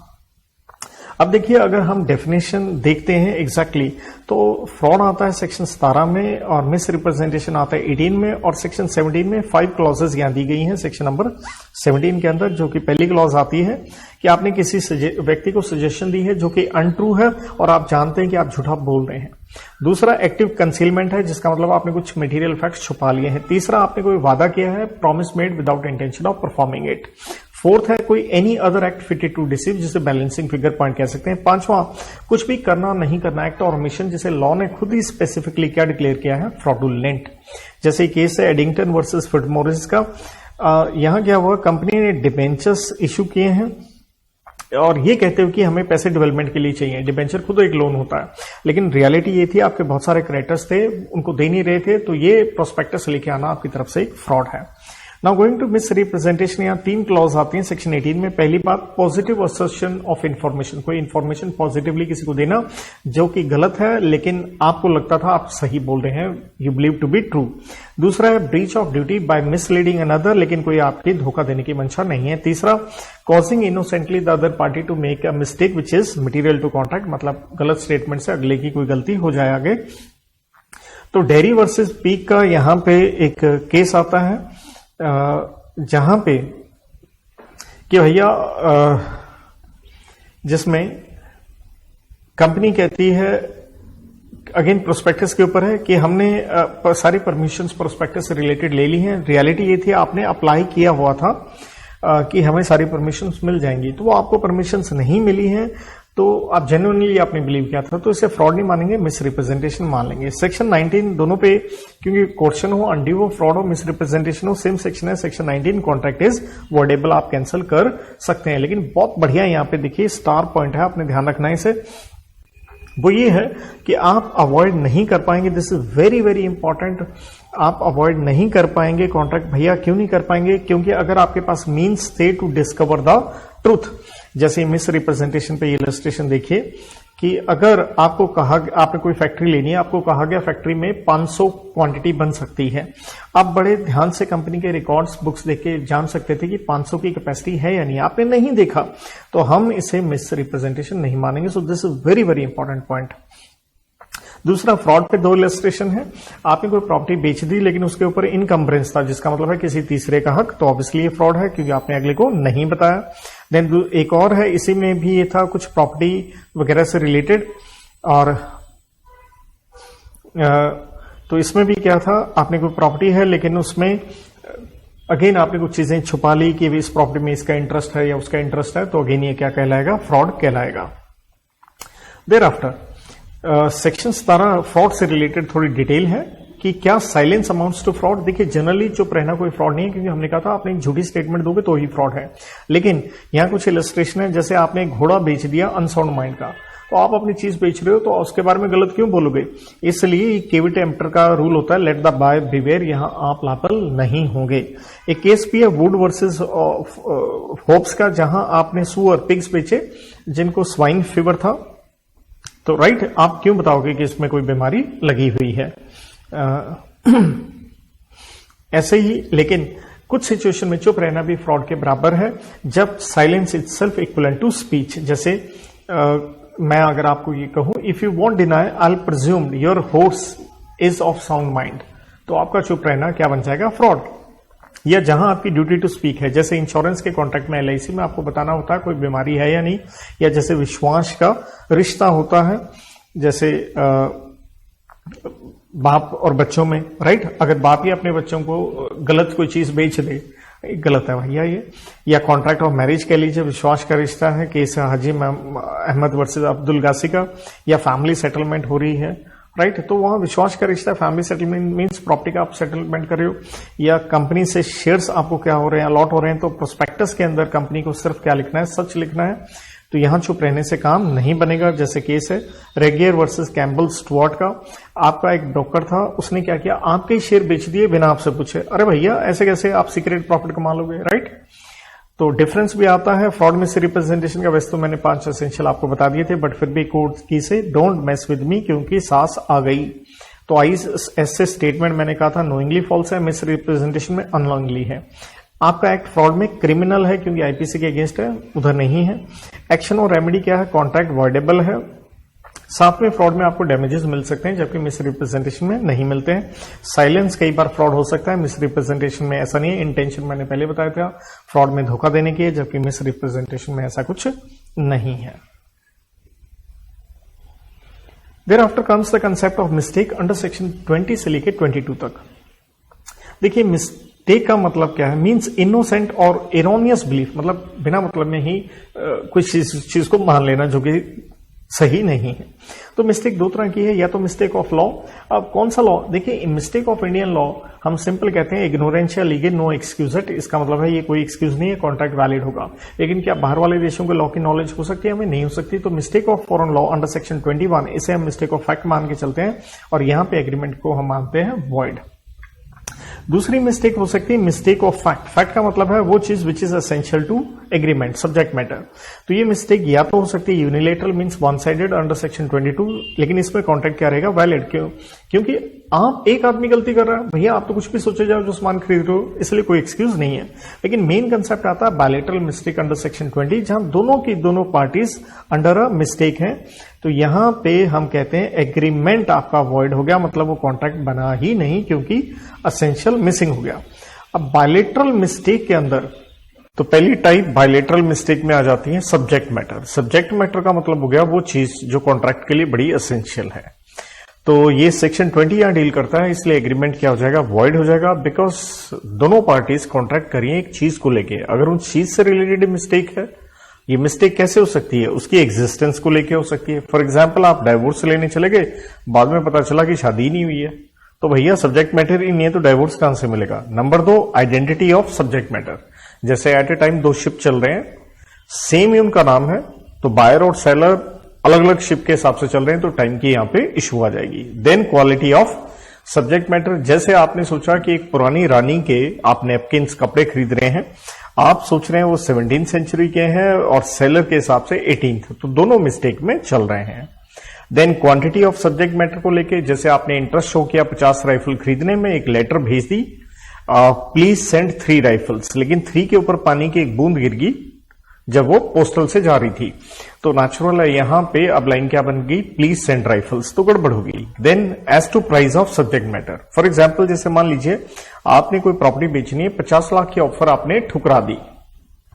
अब आपने अपनी तरफ से मान लीजिए लेटर लिख दी या ईमेल कर दिया, रात का समय था, थोड़ा दिमाग नहीं चल रहा था, 50 लाख वाली ऑफर ठुकरा दी, अब आप 45 लाख में बेचने को तैयार हो, तो ऑब्वियसली इसे हम क्या मानेंगे, bilateral mistake as to subject matter. और प्रॉब्लम यहां क्या थी, प्राइस। देन टाइटल को लेके हो सकती है दिक्कत, टाइटल का मतलब है ओनरशिप। फॉर एग्जाम्पल आपके पुराना प्रॉपर्टी है, आपके परदादा ये वो आपको खुद को ही नहीं पता, और वही प्रॉपर्टी आप अपनी खुद ही किराए पे ले रहे हो। सो यहां पे जो किराए पे दे रहा है वो भी गलती में है क्योंकि वो लैंडलॉर्ड है नहीं, और आप किराए पे ले रहे हो आप भी गलती में हो क्योंकि आप ऑलरेडी क्या हो, लैंडलॉर्ड हो। देन पॉसिबिलिटी ऑफ परफॉर्मेंस को लेके हो सकता है कि क्या कॉन्ट्रैक्ट परफॉर्म होगा या नहीं। तो सेक्शन 56 में हम पढ़ते हैं इम्पॉसिबिलिटी ऑफ परफॉर्मेंस, तो इसलिए एग्रीमेंट यहां पे वॉइड रहता है। अब इम्पॉसिबिलिटी क्या हो सकती है, यह तो शुरू से हो सकती है, जिसे हम कहते हैं इनिशियल या इनहेरेंट इम्पॉसिबिलिटी। तो यहां एग्रीमेंट शुरू से ही वॉइड है, सेक्शन 2G लगा। जैसे कि फिजिकल इम्पॉसिबिलिटी, फॉर एग्जाम्पल अगर आपका कोई बाग है, अमरूद का है, तो आपने कहा मैं डेली ये जो अमरूद का बाग है आपको किराए पे दे रहा हूं, लेकिन मैं आपसे किराया लूंगा काइंड में अमरूद लूंगा 100 अमरूद पर पेड़। अब अपना दिमाग लगाओ, क्या अमरूद का पेड़ पूरे साल आपको डेली बेसिस के हिसाब से ये पैदावार देगा? तो लेने वाला बाग और देने वाला दोनों पागल हैं, इसलिए फिजिकल इम्पॉसिबिलिटी ये पॉसिबल ही नहीं है। दूसरा है लीगल इम्पॉसिबिलिटी, जिसका मतलब है अगर आप हिंदू हैं तो पॉलीगैमी अलाउड नहीं है, जिसका मतलब है having more than one wife. तो ऑलरेडी मैरिड हैं तो किसी से वादा करोगे तो वो सही नहीं है। देन आता है सब्सिक्वेंट इम्पॉसिबिलिटी, या जिसे हम कहते हैं सुपरवेनिंगली, मींस एग्रीमेंट होने के बाद रादर कॉन्ट्रैक्ट हो गया, वैलिड कॉन्ट्रैक्ट हो गया, लेकिन बाद में इम्पॉसिबिलिटी आई, तो इसलिए यहां बना void contract under section 2J जो हमने डेफिनेशन पढ़ी थी, राइट। तो इसको हम डॉक्ट्रिन ऑफ फ्रस्ट्रेशन भी कहते हैं। उसकी वजह बड़ी सिंपल है, क्योंकि पहले सब कुछ ठीक था, बाद में कुछ गड़बड़ हो गई। तो ये क्या हुआ, तो इसके ग्राउंड्स क्या हो सकते हैं, जैसे डेथ और इनकैपेसिटी ऑफ पार्टीज, कि भैया जिससे को एडवांस में पैसा दे दिया लेकिन अब वो इनकेपेबल है, बीमार हो गया या डेथ हो गई। Number 2 destruction of subject matter, जिसका मतलब है आपने अगर अपनी शादी के लिए कोई हॉल बुक किया है लेकिन आपकी जस्ट शादी होने के 2 घंटे पहले वहां पे आग लग गई। तीसरा चेंज इन सर्कमस्टेंसेस, जैसे हालात बदल गए, COVID is the best example over here. Then law change हो गया या आउटब्रेक ऑफ वॉर हो गया, तो इसलिए आप कॉन्ट्रैक्ट परफॉर्म नहीं कर पा रहे हो। यहाँ पे एक फेमस केस है क्रेल वर्सेस हेनरी का, जो कि आप चेंज ऑफ सर्कमस्टांसेस में जरूर ध्यान रख लीजिए क्योंकि इसके ऊपर प्रश्न पूछा जा सकता है। यहाँ एक राजा की ताजपोशी होनी थी जिसे हम कहते हैं कोरोनेशन, और आप उसको अटेंड करने के लिए चले गए किसी और जगह पे जहां पे वो होनी थी, और आपने होटल बुक करवाया, लेकिन मीनवाइल वो कोरोनेशन डेफर हो गया, जिसका मतलब है पोस्टपोन हो गया। तो प्रश्न ये है कि भैया क्या आपको वहां रहना पड़ेगा या पैसे देने पड़ेंगे? आंसर इज नो, बिकॉज दोनों पार्टीज को पहले से ही आपने बता दिया था कि आप यहां रहने क्यों आ रहे हो, क्योंकि आपने वो ताजपोशी अटेंड करनी है। अब सुपरवेनिंग इम्पॉसिबिलिटी से रिलेटेड ही कुछ नेगेटिव चीजें भी हैं जिसको हम सुपरवेनिंग इम्पॉसिबिलिटी नहीं मानेंगे। दैट मीन्स एग्रीमेंट क्या रहेगा, वैलिड रहेगा। पहला पॉइंट आता है कमर्शियल इम्पॉसिबिलिटी, जैसे आपने कॉन्ट्रैक्ट किया, अब आप कहते हो मैं सामान नहीं दे पाऊंगा क्योंकि मेरे को प्रॉफिट ठीक नहीं हो रहा है। ये कोई एक्सक्यूज नहीं है, या आप कहो डिफिकल्टी ऑफ परफॉर्मेंस है कि भैया मैंने कॉन्ट्रैक्ट का वादा तो कर दिया लेकिन अब बड़ी दिक्कत आ रही है, मैं बहुत परेशान रहता हूं, ये कोई एक्सक्यूज नहीं है। या फेलियर बाय थर्ड पार्टी, जिसका मतलब आपने कहा मैं सामान नहीं दे पा रहा हूं, वजह यह है मेरे को सामान किसी और ने देना था, उसने नहीं दिया, इसलिए मैं आपको दे नहीं पा रहा हूं, ये कोई एक्सक्यूज नहीं है। स्ट्राइक लॉकआउट बढ़िया पॉइंट है, यहाँ पे केस भी था बजट वर्सेस बेनिंगटन का। स्ट्राइक लेबर करती है, लॉकआउट मैनेजमेंट करता है, दोनों स्थिति में फैक्ट्री बंद पड़ी है, बंद होने की वजह से आप सामान नहीं भेज पा रहे हो जो भी कॉन्ट्रैक्ट थे, तो ये कोई एक्सक्यूज नहीं है। पार्शियल फेलियर ऑफ ऑब्जेक्ट का मतलब क्या हो गया, एक ही कॉन्ट्रैक्ट में 2 बातें हो सकती है, तो एक चीज परफॉर्म नहीं कर पा रहे हो, दूसरी कर पा रहे हो, तो वो आपको करनी पड़ेगी। इसके बाद देखिए कंसीडरेशन के ऊपर हम बात करेंगे। कंसीडरेशन जो हमने पहले भी कहा, quid pro Q definition under आती है सेक्शन 2D, उसी डेफिनेशन को ब्रेक करके हम एसेंशियल निकालेंगे। पहला हिस्सा है when at the desire of promisor. Promisor देखिए 2C में हम पढ़ के आए थे, तो यहां से पहला एसेंशियल निकलता है consideration must move at the desire of promisor, जिसका मतलब है कंसीडरेशन वॉलेंटरी नहीं होना चाहिए, ना ही किसी थर्ड पार्टी के कहने पे। जैसे केस था दुर्गा प्रसाद वर्सेस बालदेव का, जहां पे एक मार्केट में आपने दुकान ले ली लेकिन वहां पे डेवलपमेंट ठीक नहीं थी, तो आप आईएएस ऑफिसर के पास गए, आईएएस ने डेवलपर को कहा भाई तूने ये इलाका बेचा है तो इनका इलाका थोड़ा डेवलप कर दे, राइट। और ये दुकानदार तेरे को कुछ ना कुछ दे देंगे कंसिडरेशन में, इनकी सेल्स बढ़ेगी, तेरे को कुछ दे देंगे। नो प्रश्न, क्या ऐसे दुकानदार आपको ये कंसिडरेशन देना पड़ेगा जो आईएएस ने डेवलपर को कह दिया? द आंसर इज नो, क्योंकि आपके कहने पे थोड़े उसने मार्केट ठीक करवाई है, उसने तो आईएएस ऑफिसर के कहने पे करवाई है और आपकी तरफ से कोई कंसिडरेशन मूव नहीं हुई। सेकंड हिस्सा डेफिनेशन का आता है, जैसे डेफिनेशन है, one at the desire of promisor, promisee और एनी अदर पर्सन, मतलब कंसिडरेशन में मूव फ्रॉम प्रोमिसी और थर्ड पार्टी या स्ट्रेंजर टू कंसिडरेशन भी कह सकते हैं। फॉर एग्जांपल, आपकी फीस आप ना दे करके आपके पेरेंट्स अगर दें अपने आपके टीचर को, तो कोई फर्क उससे नहीं पड़ता। Famous cases Chinnaya versus Ramayya, very very important. तो यहां पे क्या थी? कुड़ी मतलब लड़की, और उसकी क्या थी? बुढ़ी मतलब बेबे, माँ कह लीजिए जैसे मर्जी। तो हुआ क्या, माँ ने बेटी को प्रॉपर्टी ट्रांसफर कर दी, लेकिन एक कंडीशन डाली कि तू अपने मामा को, मामा मतलब उसके माँ के भाई को, तुम कुछ पैसे देती रहना। तो बेटी ने भी वादा कर लिया मामा से कि मैं पैसे आपको देती रहूंगी, लेकिन देने से मना कर दिया कि भैया मामा तेरे से मेरे को क्या मिला है। तो इसलिए यहाँ पे पॉइंट क्या लगा, मामा कहता है मेरे से कंसिडरेशन मूव नहीं हुई, लेकिन मेरी बहन से तो मूव हुई है। देन तीसरा पार्ट आता है डेफिनेशन का, has done or abstain from doing, or does or abstains from doing, or promises to do or abstain from doing। इसका मतलब क्या है? कंसिडरेशन में भी पास्ट, प्रेजेंट और फ्यूचर। प्रेजेंट को देखिए एग्जीक्यूटेड भी कहते हैं। पास्ट कंसिडरेशन का मतलब क्या है? देखिए पहले कंसिडरेशन मूव हुई, उसके बाद कॉन्ट्रैक्ट बना, राइट। जैसे कि भैया किसी का खोया हुआ डॉगी या कोई चीज जो भी गुम गई थी आपने लाके दे दी, तो आपने पहले कंसिडरेशन मूव होगी और कॉन्ट्रैक्ट बना है बाद में। जैसे उसने वादा किया वो आपको कुछ पैसे देगा। प्रेजेंट या एग्जीक्यूटेड कंसिडरेशन में क्या, आपकी चीज खो गई, आपने अखबार में इश्तिहार निकाला, जो ढूंढ के लाएगा उसको इतने पैसे मिलेंगे। तो यहां पे जो ढूंढ के लाया, passing of consideration and formation of contract क्या है? साइमल्टेनियस है। फ्यूचर या एग्जीक्यूटिव कंसिडरेशन क्या, पहले कॉन्ट्रैक्ट बनेगा, कंसिडरेशन बाद में। जैसे कि भैया आज कॉन्ट्रैक्ट हो गया, मैं आपको 100 किलो आलू दूंगा 3 महीने बाद, आप पैसे भी 3 महीने बाद दोगे। नेक्स्ट हिस्सा आता है डेफिनेशन में, समथिंग सच एक्ट और प्रॉमिस और abstinence is called as consideration. मतलब इससे पॉइंट क्या बना? इससे पॉइंट चौथा एसेंशियली ये बनता है कि भैया कंसिडरेशन के लिए कुछ करना या कुछ नहीं करना जरूरी है, राइट। तो जैसे अगर मैं आपको सामान बेच रहा हूं तो आप पैसे देंगे। एब्सटिनेंस मीन्स मैंने कहा मेरे से कॉम्पिटिशन ना करें तो मैं आपको पैसे दूंगा, तो नहीं करना कुछ जरूरी है, राइट। यहां कुछ इनडायरेक्ट पॉइंट्स भी देखिए बन जाते हैं। उनमें से पहला पॉइंट हमारा आता है, consideration need not B adequate. देखिए कहीं लॉ में नहीं लिखा कंसिडरेशन क्या हो, एडिक्वेट होना। ये पार्टीज के लिए फ्री है, they are free to decide.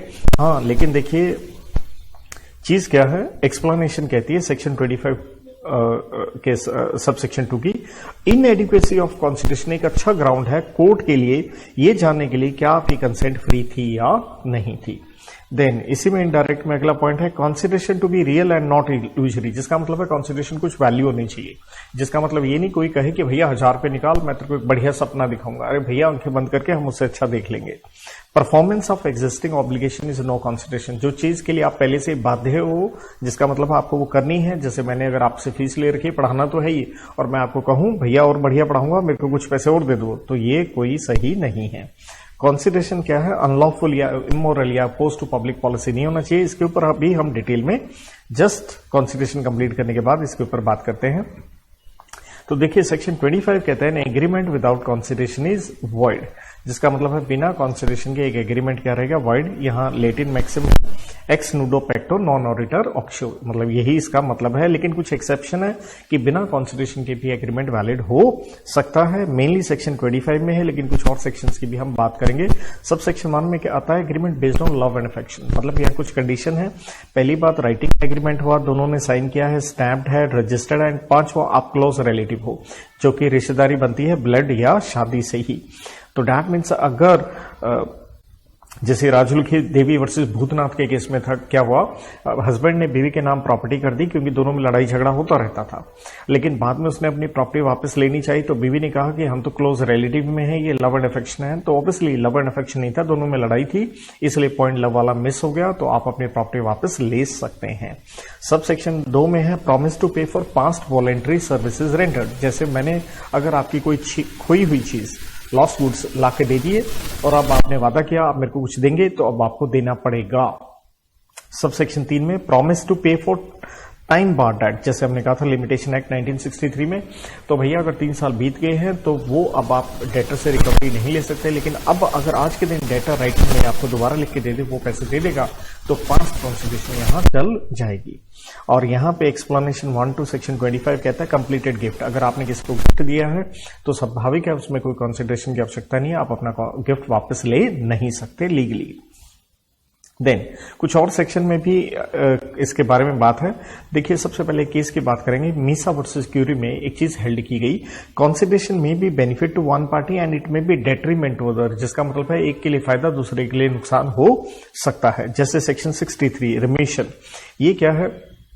देखिए अकाउंट्स में आप एंट्री डालते हो, 1000 रुपए के बदले 900 रुपए ले लिए, 100 रुपए का डिस्काउंट दे दिया, चल भाई ऐश कर, तो दैट मीन्स आपने कुछ छोड़ दिया, राइट? तो ये एक कॉन्सिडरेशन ही माना जाएगा, मतलब ये एक वैलिड एग्रीमेंट है कि 1000 का कॉन्ट्रैक्ट डिस्चार्ज हो गया इन ल्यू ऑफ 900, तो दैट मीन्स किसी को बेनिफिट हुआ, दूसरे को क्या हो गया? लॉस।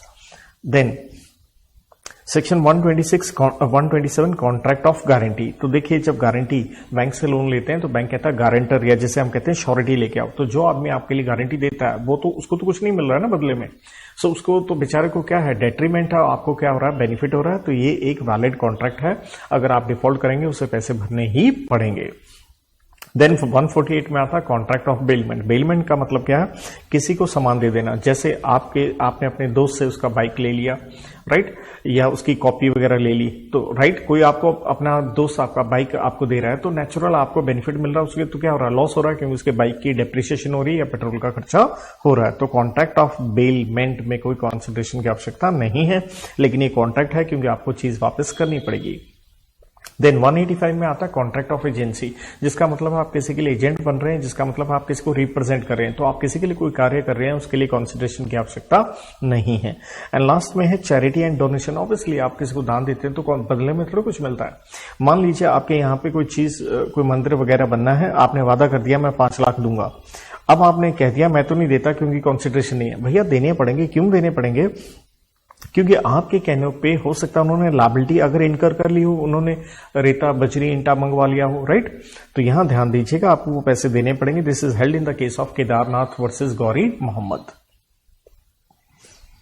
देन इसी के साथ लिंक में कंसेप्ट आता है doctrine of privity of contract. जैसे मैंने पहले ही बताया, कॉन्ट्रैक्ट क्या है? एक प्राइवेट लॉ है, दो लोगों के बीच में है, तो इसलिए स्ट्रेंजर कहें या थर्ड पार्टी कहें, उसके कोई ना राइट होते हैं ना ऑब्लिगेशन होते हैं, राइट? ये हेल्ड किया गया था in the case of Dunlop pneumatic tyre and company versus Selfridge and company, जहां पे डनलप कंपनी ने ड्यू को टायर बेचे थे, ये कहते हुए कि आप फर्दर सेल इस रेट से कम नहीं करेंगे, तो ड्यू ने क्या किया? आगे सेल्फ्रिज को कम रेट में बेच दिए।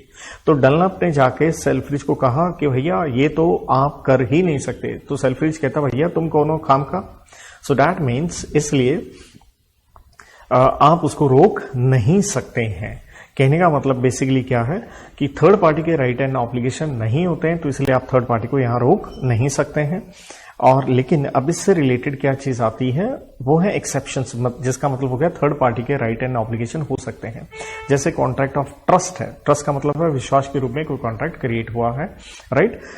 तो जिसके लिए क्रिएट होता है उसको कहते हैं बेनिफिशियरी, जो क्रिएट करता है उसे ऑथर कहते हैं, और जो मैनेज करता है इसे उसे हम मैनेजर या ट्रस्टी कहते हैं। जैसे ये ट्रस्ट वाला आपको अगले इस केस से भी समझ में आ जाएगा, जिसके अंदर 2 पॉइंट और हम बना सकते हैं। कॉन्ट्रैक्ट ऑफ मैरिज या family settlement. Khwaja Mohammad Khan versus Husaini Begum का केस था, तो आप जानते हैं कि मोहम्मदन्स के अंदर क्या होता है, निकाहनामा जब पढ़ा होता है ना, तो एक मेहर का अमाउंट पहले से फिक्स किया जाता है, जिसका मतलब है कि भैया ये वो पैसा है जो हस्बैंड वाइफ को डाइवोर्स अगर देगा तो उतने उसको देने पड़ेंगे। तो सोचो ये अमाउंट किसने फिक्स किया होगा? उसके पेरेंट्स ने किया होगा, तो पेरेंट्स क्या हो गए? Third party. या यूं कह लो पेरेंट्स में ये कॉन्ट्रैक्ट हुआ था, तो लड़की क्या हो गई? Third party. तो ये एक विश्वास का कॉन्ट्रैक्ट है, एक मैरिज का है, एक फैमिली सेटलमेंट है, तो यहां पे उस लड़की का राइट बनता है हस्बैंड से वो पैसा ले लेने का। Then covenants running with land, इसका मतलब होता है कुछ कंडीशंस जो जमीन के साथ, जैसे खेती वाली जमीन होती है उसके साथ कुछ कंडीशंस होती हैं, जैसे आपको रास्ता देना पड़ता है, तो वो एक तरह से देखिए थर्ड पार्टी वाली चीज होगी। तो पुराने कॉन्ट्रैक्ट थे, ये रास्ता दिया है तो वो आपको निभाना पड़ेगा। या असाइनमेंट ऑफ कॉन्ट्रैक्ट, इसका मतलब होता है कॉन्ट्रैक्ट आगे आपने क्या कर दिया? ट्रांसफर। जैसे वही जमीन वाला था, आपने आगे किसी को बेच भी दिया हो, तो रास्ते का राइट तो आपको देना ही पड़ेगा। इसी को हम कहते हैं कॉन्ट्रैक्ट बाय स्टॉपल कंडक्ट या एक्नॉलेजमेंट। कहने का मतलब है अगर किसी खेत में से अगर साइड में से रास्ता जा रहा है तो अंडरस्टूड है, आप उसे एक्नॉलेज करते हो कि हाँ यहाँ पे थर्ड पार्टीज का राइट है, क्योंकि आपके यहाँ से रास्ते से निकल के ही कोई अगला अपने खेत में जा पाएगा। देन कॉन्ट्रैक्ट थ्रू एजेंट, तो एजेंट क्या है, एक थर्ड पार्टी है, लेकिन वो कॉन्ट्रैक्ट किसके लिए बनाता है, प्रिंसिपल के लिए बनाता है। विद व्हाट, ऑब्वियसली एक तीसरे पार्टी के साथ, लेकिन अल्टीमेटली एजेंट क्या है, कनेक्टिंग लिंक है, लेकिन कॉन्ट्रैक्ट किसके बीच में हो गया, प्रिंसिपल एंड थर्ड पार्टी के बीच में हो गया, बनाने वाला एक तीसरा ही आदमी है।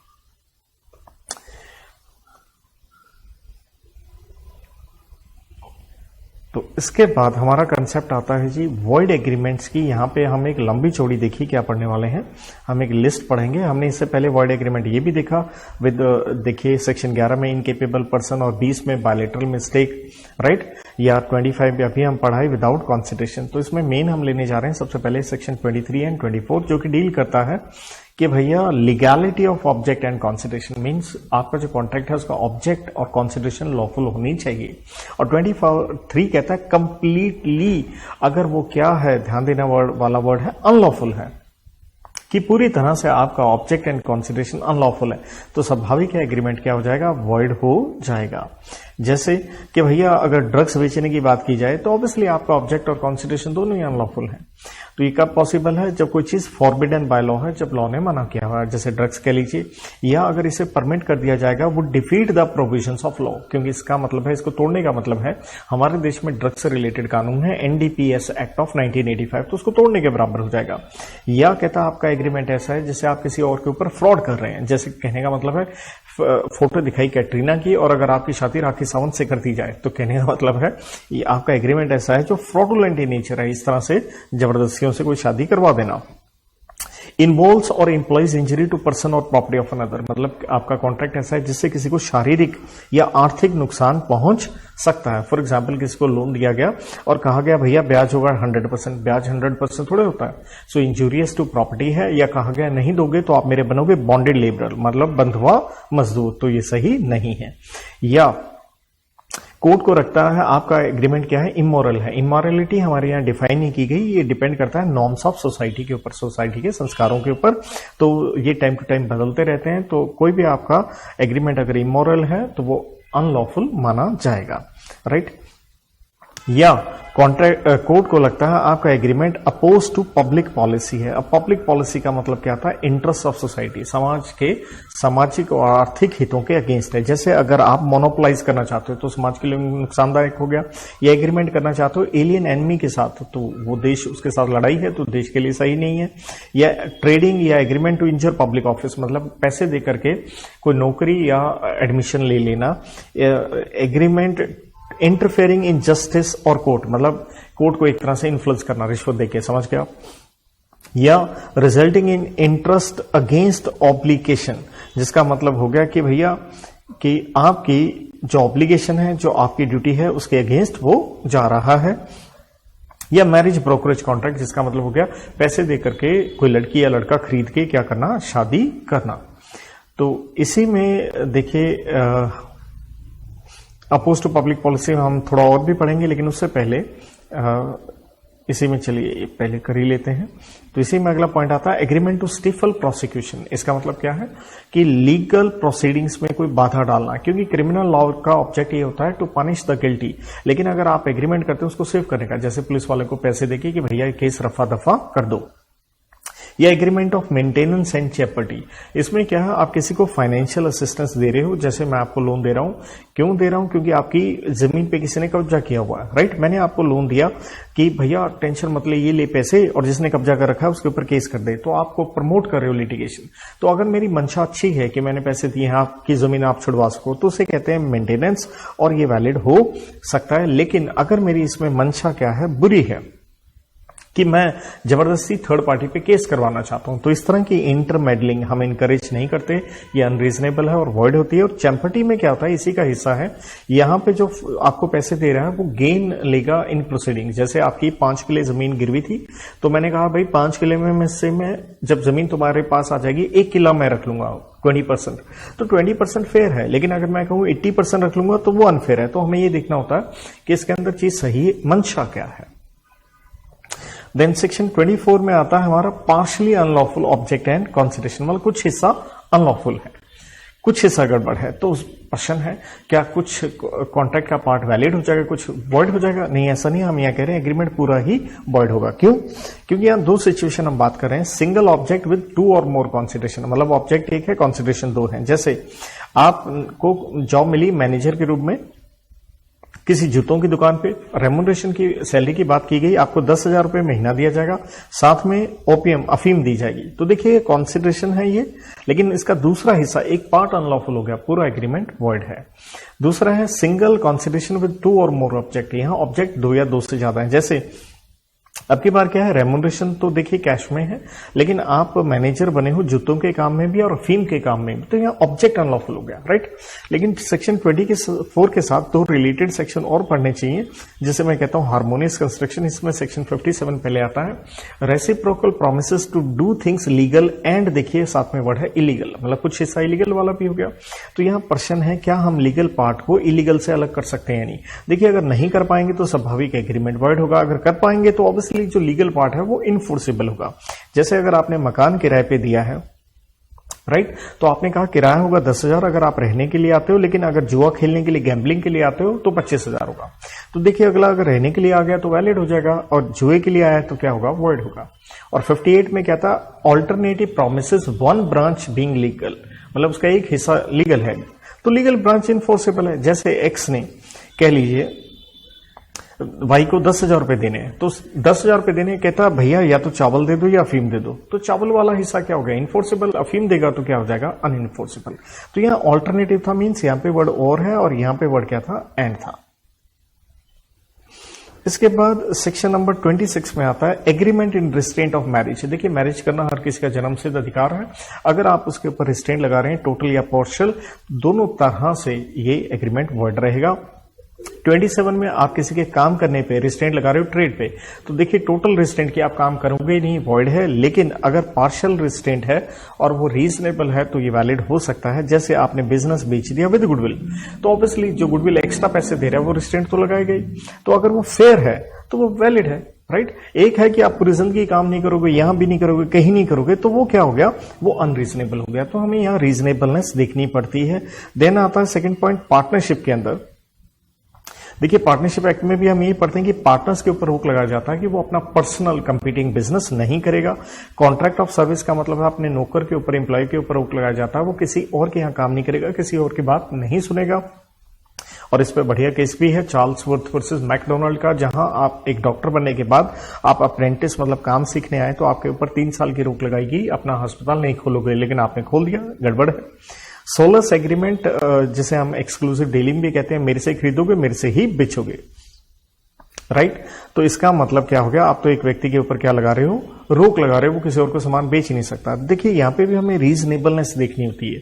तो दैट मीन्स अगर अनरीजनेबल चीज है, फॉर एग्जाम्पल आपने कहा तेरे से तुम सिर्फ मुझे सामान बेचोगे और जो मुझे ठीक नहीं लगेगा वो मैं नहीं लूंगा। अरे भैया किसी और को दे नहीं सकता और आपको ठीक नहीं लगे तो ये क्या हो गया, अनरीजनेबल, ये गलत है। ट्रेड कॉम्बिनेशन का मतलब है यूनियन से बना के जैसे मोनोपोलाइज कर देना, तो ये भी सही नहीं है। देन सेक्शन नंबर 28 में आता आपने रोक लगाई है in restraint of legal proceedings, means आपके खिलाफ कोई केस कर नहीं सकता। तो देखिए यहां पे ये वॉइड होगा अगर टोटल रिस्ट्रेंट है, केस नहीं करना, या आपने टाइम फिक्स कर दिया कि भैया केस करना हो तुम्हारे पास टाइम है 5 मिनट। भैया तुम कौन होते हो टाइम के ऊपर लिमिट लगाने वाले। लेकिन वैलिड है अगर रिस्ट्रेंट पार्शियल है। जैसे नॉर्मली क्या होता है कि जो कंपनी सामान बेचती है वो कहती है मैं बॉम्बे की हूं तो केस करना बॉम्बे में ही कीजिए, तो वो बिल्कुल सही है, जिसका मतलब हो गया limiting jurisdiction for filing the suit. या आपने कहा कि जो केस होगा वो कोर्ट में नहीं होगा, आर्बिट्रेशन में होगा। आर्बिट्रेशन का मतलब होता है आउट ऑफ कोर्ट सेटलमेंट, तो ये पहले एग्रीमेंट में लिखा गया है, तब आपके कोर्ट में जा नहीं सकते। 29 में है अनसर्टेन एग्रीमेंट या एम्बिगुअस एग्रीमेंट, मतलब जिसका मीनिंग क्या नहीं है, क्लियर। जैसे मैंने पहले भी कहा तेल बेचना है, कौन सा तेल, आपके पास 2 कार है, नीली पीली बेच रहे हो तो पता तो होना चाहिए ना अगले को आप कौन सी बेच रहे हो, राइट। सो ये हो गया 29 में। इसके बाद आता है आपका सेक्शन नंबर 30 वेजरिंग एग्रीमेंट के ऊपर। वेजरिंग का मतलब है एग्रीमेंट है टू पे मनी और money's worth on determination of uncertain event. कहने का मतलब है दो पार्टीज हैं, दोनों के ऑपोजिट व्यूज हैं। जैसे मैंने कहा बारिश होगी, आपने कहा नहीं होगी, तो अनसर्टेन इवेंट हो गया बारिश। यहाँ पे कोई हमारा उसमें इंश्योरेबल इंटरेस्ट नहीं है, मतलब ना मैंने नहाना ना आपने बारिश में कपड़े धोने, राइट। लेकिन हमारे बीच में शर्त लग गई 100 रुपए की, तो ये हो गया इंश्योरेबल इंटरेस्ट नहीं होना, सिर्फ बेट अमाउंट में आपका इंटरेस्ट है, दोनों को चांस ऑफ गेन और लॉस है।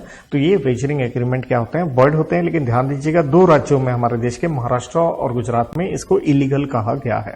और हमने पहले ही पढ़ा था कोलेटरल ट्रांजैक्शन इलीगल एग्रीमेंट के साथ वर्ड होती हैं। तो यहां पे देखिए अगर जुआ खेलने के लिए आपने लोन लिया तो जुआ खेलना हो गया वेजरिंग एग्रीमेंट वर्ड, लेकिन जो लोन लेना है वो कोलेटरल ट्रांजैक्शन क्या हो जाएगी, वैलिड हो जाएगी, आपको वो रिपे करना पड़ेगा। देन इसके अंदर याद रखिएगा अगर आपने वादा किया है 500 या उससे ज्यादा रुपए देंगे टुवर्ड्स व्हाट, स्टेक और prize money on horse race, it is valid. इसे हम बैटिंग मान के नहीं चलते हैं।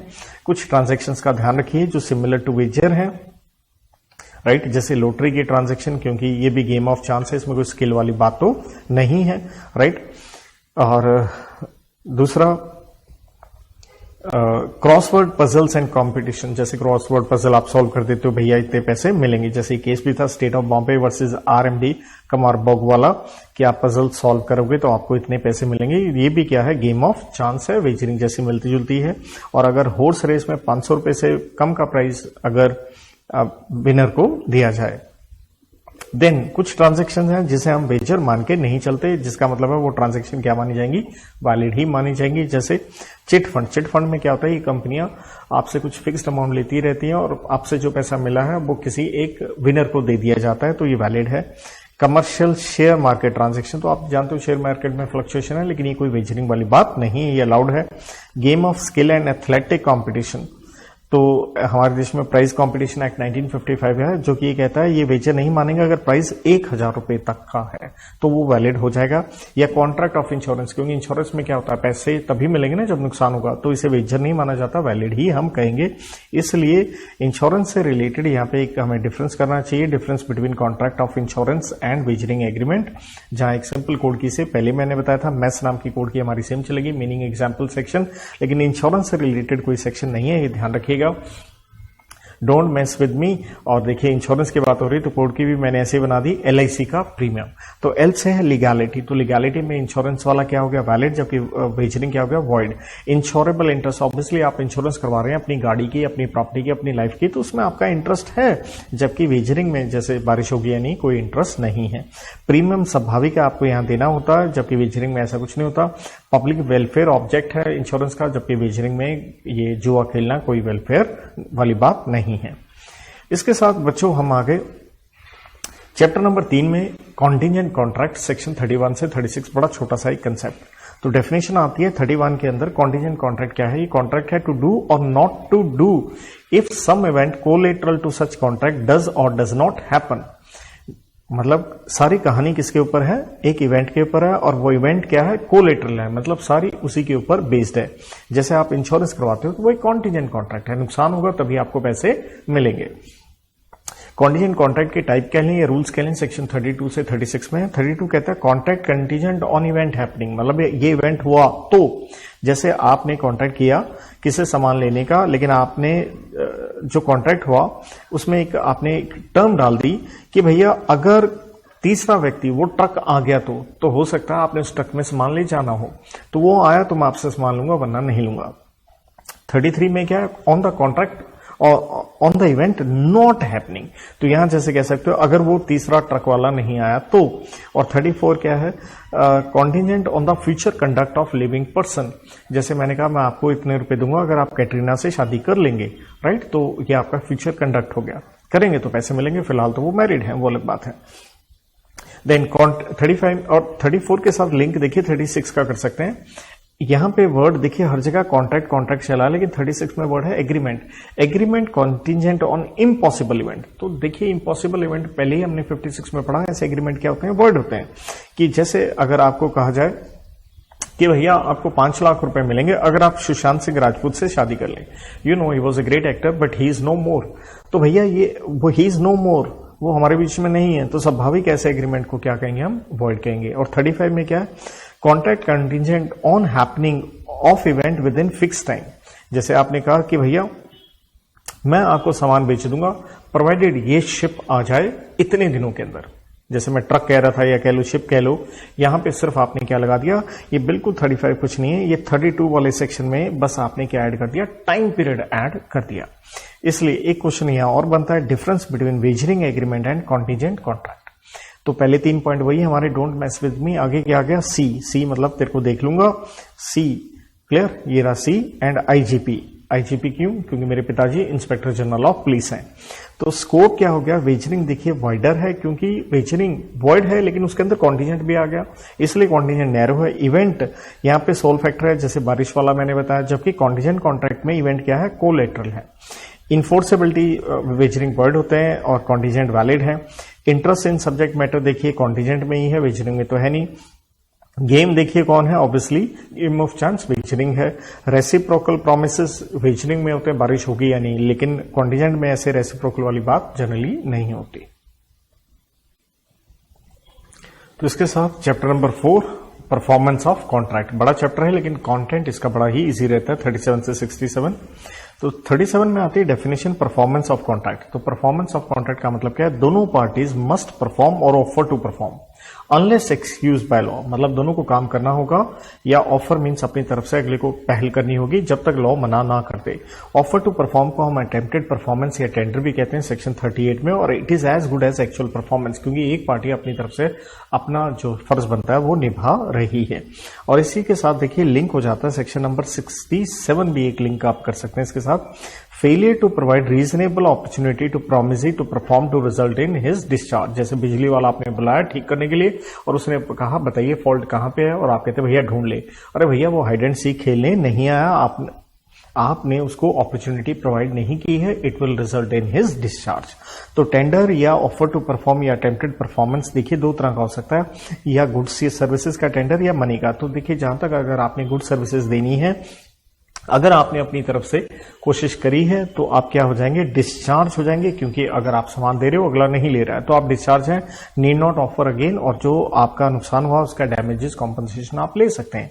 लेकिन अगर आपने किसी को पैसे देने हैं अगर उसने नहीं लिए तो आप डिस्चार्ज नहीं होंगे, आपको दोबारा ऑफर करना होगा, कोई डैमेजेस आपको नहीं मिलेंगे। लेकिन अगर कोई डिले पे इंटरेस्ट वगैरह बनता है तो आप उसके लिए लायबल नहीं है।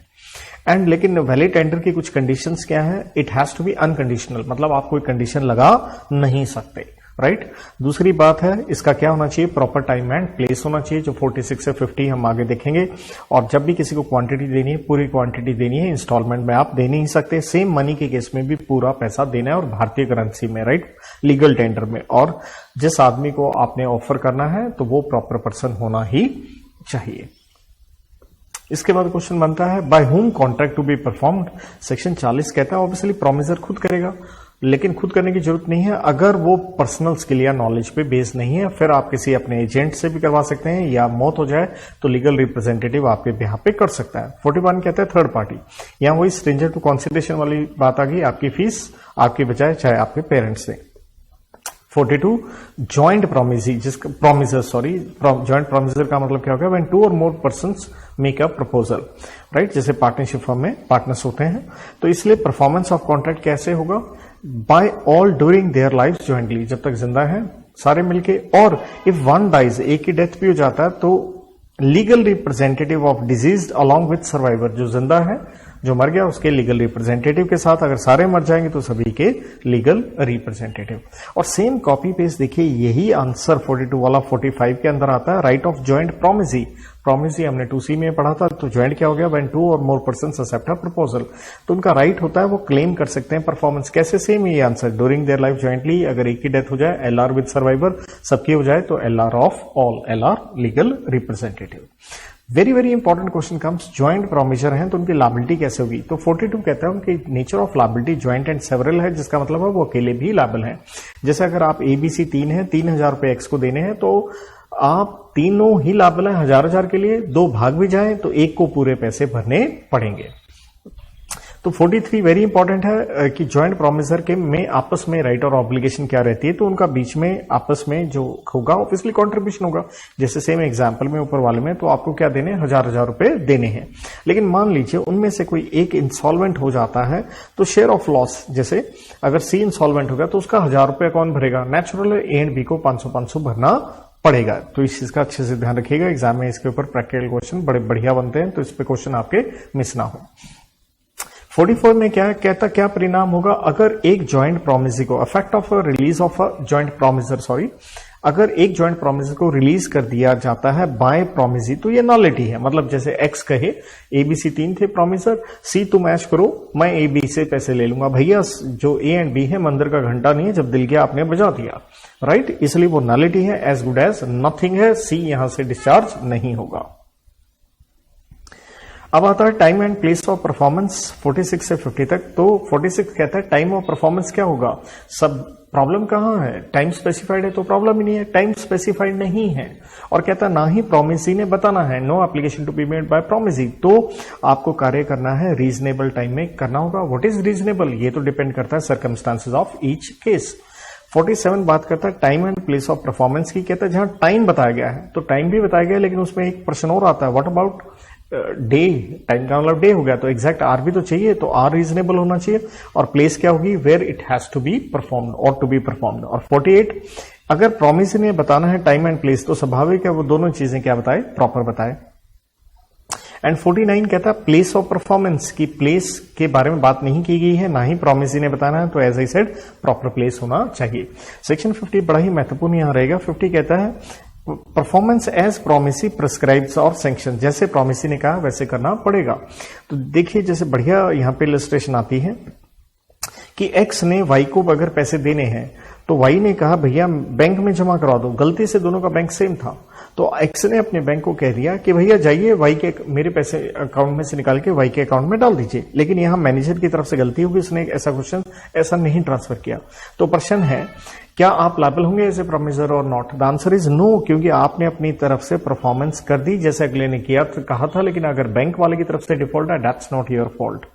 टाइम के साथ आप लिंक कर सकते हैं यहाँ पे सेक्शन नंबर 55 भी जो डील करता है टाइम ऑफ परफॉर्मेंस पे। तो टाइम ऑफ परफॉर्मेंस, समय पे काम करना, क्या वो एसेंस है, एसेंस मींस जरूरी है, जरूरी होता है, डिपेंड करता है नेचर ऑफ कॉन्ट्रैक्ट किस तरह का है, पेरिशेबल गुड्स हैं जैसे, या कॉन्ट्रैक्ट में साफ लिखा है एक्सप्रेसली पेरिशेबल गुड्स हो, या सब्जेक्ट टू फ्लक्चुएशन हो, शेयर्स या कमर्शियल कॉन्ट्रैक्ट हो।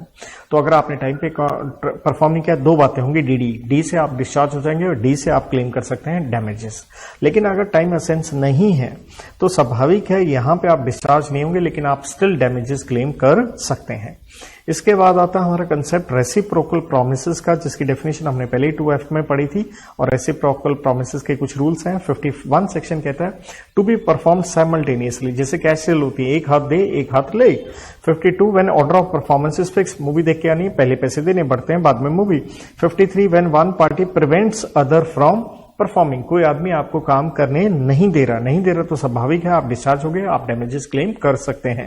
एंड 54 में failure by party who is to perform first, जिसने पहले काम करना था नहीं किया, तो स्वाभाविक है उसने नहीं किया तो आप डिस्चार्ज हो गए और डैमेजेस क्लेम कर सकते हैं। जैसे आपने कैब बुक करवाई, आप कैब में बैठ ही नहीं रहे, तो भैया बैठोगे नहीं तो वो आगे आपको लेके कैसे जाएगा, और अगला कहता है मैं पैसे नहीं दूंगा जब तक तू वहां लेके नहीं जाएगा, अरे भैया बैठ ही नहीं रहा तुम, तो failure by party who is to perform first. और 57 58 ऑलरेडी हमने 24 के साथ लिंक करके पढ़ लिया था। देन आती है एप्रोप्रिएशन ऑफ पेमेंट, जिसका मतलब है अगर आपने कुछ लोगों को पैसे देने हैं, व्हेन अ डेटर ओज सेवरल डेट्स, यहां मेन पॉइंट है आपने कई ट्रांजैक्शंस करी हैं एक क्रेडिटर के साथ, तो कई ट्रांजैक्शन हो गई, क्रेडिटर एक ही है, लेकिन अगर आप पार्ट पेमेंट करें, प्रश्न है किस ट्रांजैक्शन में ये पैसा एडजस्ट किया जाएगा। तो यहां पे रूल्स हैं। 59 कहता है फर्स्ट चॉइसेस ऑफ डेटर, जो आप कहो पहले बिल या तीसरे बिल में से एडजस्ट। सेकंड चॉइस अगर आपने नहीं कहा तो क्रेडिटर की है, लेकिन अगर क्रेडिटर का भी दिमाग नहीं चला तो ध्यान दीजिएगा ऑर्डर ऑफ डेट में ही हम पेमेंट करेंगे, ये नहीं कि टोटल में से आप एडजस्ट कर लेंगे। 61 ये कहता है ऑर्डर ऑफ डेट मीन्स पहले वाला बिल पहले एडजस्ट होगा। एक डिफरेंस के रूप में क्वेश्चन निकल के आता है, difference between succession and assignment. देखिए सक्सेशन का मतलब है उत्तराधिकारी, असाइनमेंट का मतलब किसी को आगे ट्रांसफर कर देना। हम यही कोड की बनाते हैं मेस, ये बिना सेक्शन के है। तो मीनिंग हो गया, जब आप अपने राइट्स एंड लायबिलिटीज किसी को दे रहे हैं, सक्सेशन कब होगा, डेथ पे होगा टू लीगल रिप्रेजेंटेटिव, जबकि असाइनमेंट क्या होगा, आप अपने राइट्स किसी को दे रहे हैं, क्योंकि कोई आपसे आपकी लायबिलिटी तो खरीदेगा नहीं नॉर्मली, तो एसेट ही लेगा, राइट। स्कोप हमेशा सक्सेशन वाइडर है और असाइनमेंट नैरो रहेगा, क्योंकि सक्सेशन में सब कुछ था। कंसिडरेशन नहीं होती सक्सेशन में, असाइनमेंट में पक्का होती है। एक्ट, क्योंकि यहां पे कोड की है don't mess with me cat dog, right.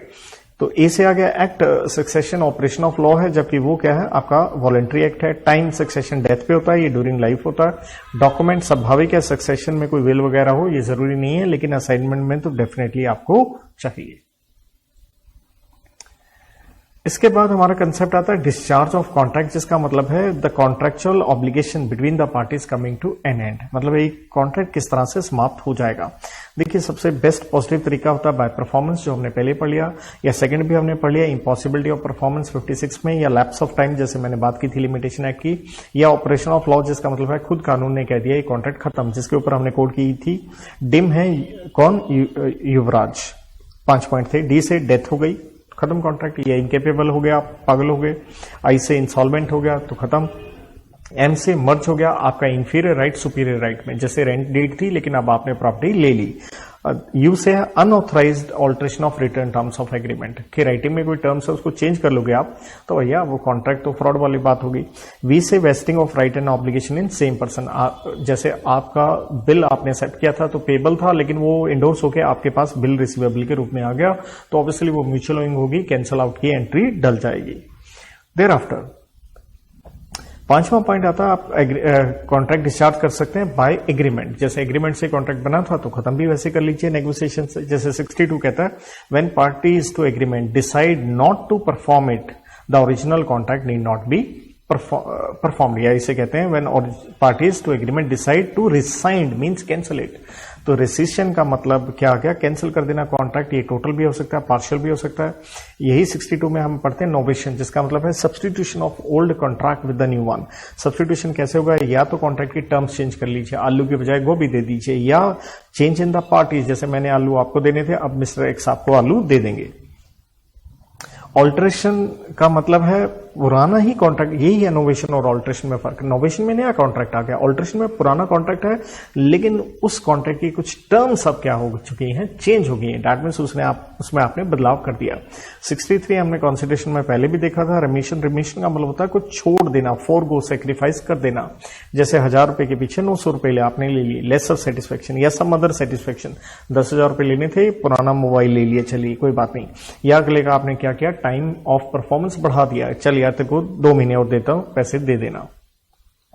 जबकि वेवर क्या है, वेवर थोड़ा डिफरेंट है, उसका मतलब होता है टोटल एक्सटिंग्विशमेंट, जिसका मतलब है पूरी तरह से कोई चीज को फोरगो खत्म कर देना। जैसे आपके ऊपर कोई फीस पेनल्टी वगैरह लगाई गई है वो क्या कर दी जाती है, माफ। लास्ट तरीका आता है कॉन्ट्रैक्ट खत्म करने का, जिसे हम कहते हैं ब्रीच ऑफ कॉन्ट्रैक्ट। और ब्रीच ऑफ कॉन्ट्रैक्ट के से ही देखिए रिलेटेड कंसेप्ट आता है डैमेजेस का। और एक चीज ना भूलिए, डैमेजेस आखिरी 3 सेक्शन हमारे बनते हैं और डैमेजेस के ऊपर और आखिरी चैप्टर आता है चैप्टर नंबर 6। तो ब्रीच ऑफ कॉन्ट्रैक्ट की सबसे पहले डेफिनेशन आती है सेक्शन 39 में। तो ब्रीच कब होता है, when a party to contract या तो रिफ्यूजेस टू परफॉर्म, मना कर दिया, या disable himself for performing the contract in entirety. एक है एक्सप्रेस वे में मना, एक इम्प्लाइड वे में मना हो गया। तो अदर पार्टी क्या करेगी, वो तो तुरंत या तो क्या कर लीजिए, rescind the contract and file suit for damages, और you may wait till due date. Till due date का मतलब यहां क्या हुआ भाई, वेट का मतलब, तो देखिए ब्रीच 2 तरह का होता है, एक होता है एक्चुअल ब्रीच। एक्चुअल ब्रीच का मतलब होता है जो समय ऑफ परफॉर्मेंस था तब आपने मना किया ड्यू डेट पे, और एंटिसिपेटरी का मतलब है before due date of performance आपने पहले ही मना कर दिया, इसलिए दूसरी पार्टी वेट करना चाहे तो कर सकती है।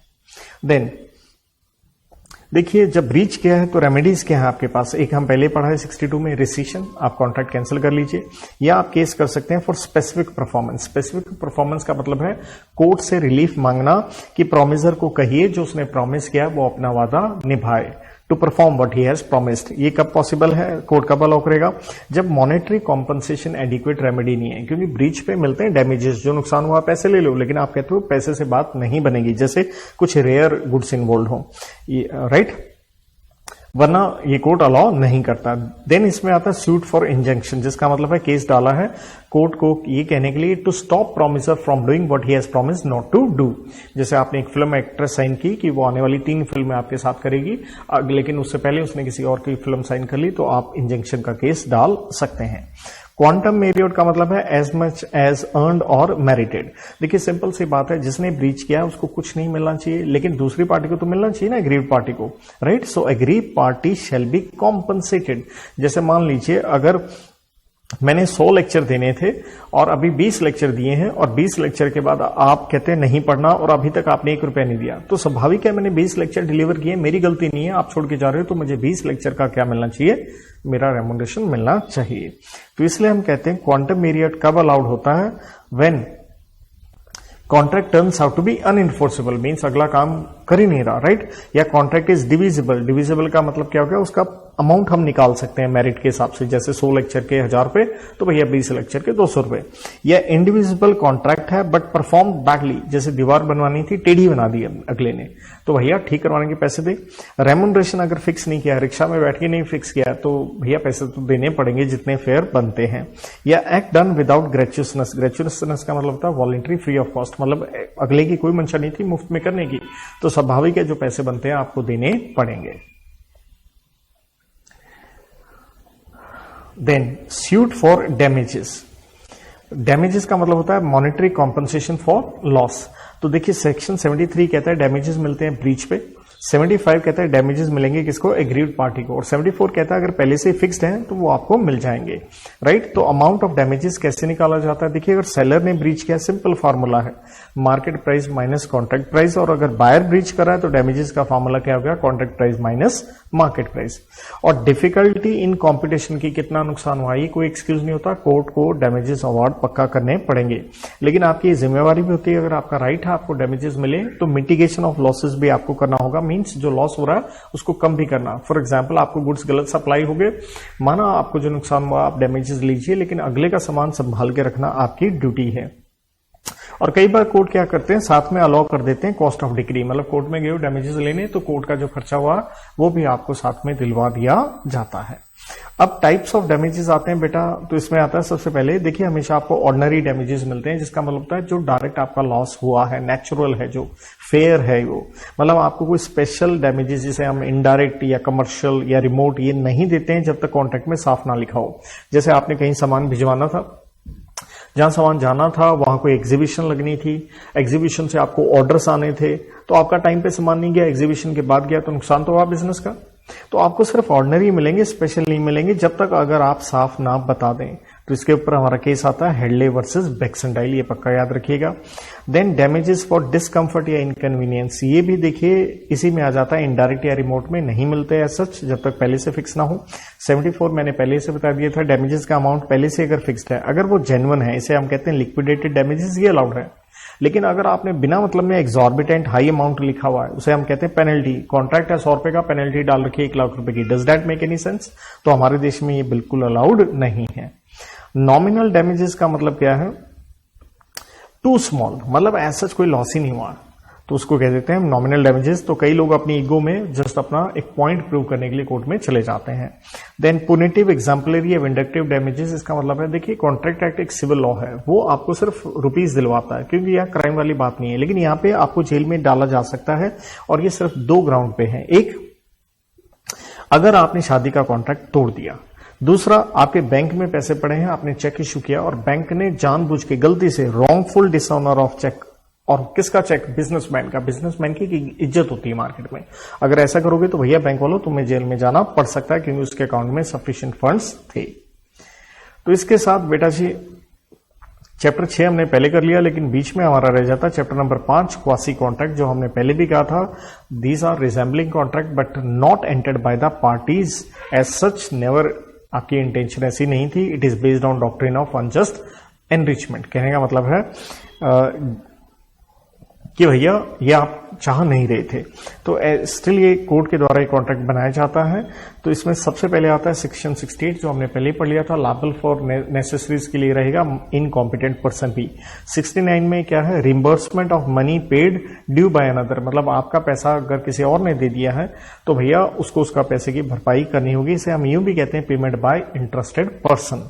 जैसे किसी के लीगल ड्यूज थे लेकिन जिसने पैसे दिए उसका इंटरेस्ट है। सर ऐसे कैसे? फॉर एग्जाम्पल मैं आपके घर में आ गया, बैग रखा, आपने अपने लैंडलॉर्ड को पैसे अभी किराया नहीं दे रहे कई अरसे से, तो लैंडलॉर्ड आया मेरा बैग उठा के ले गया, कहता भैया रेंट दे जाना, बैग ले लेना। तो भैया मैं क्या हो गया, पेयर हैज इंटरेस्ट, इसलिए मैंने पैसे दिए तो मेरा राइट है आपसे वो रिकवरी ले लेने का। तो ये एक कॉन्ट्रैक्ट मेरे और आपके बीच में लॉ ने बना दिया, हमने नहीं बनाया।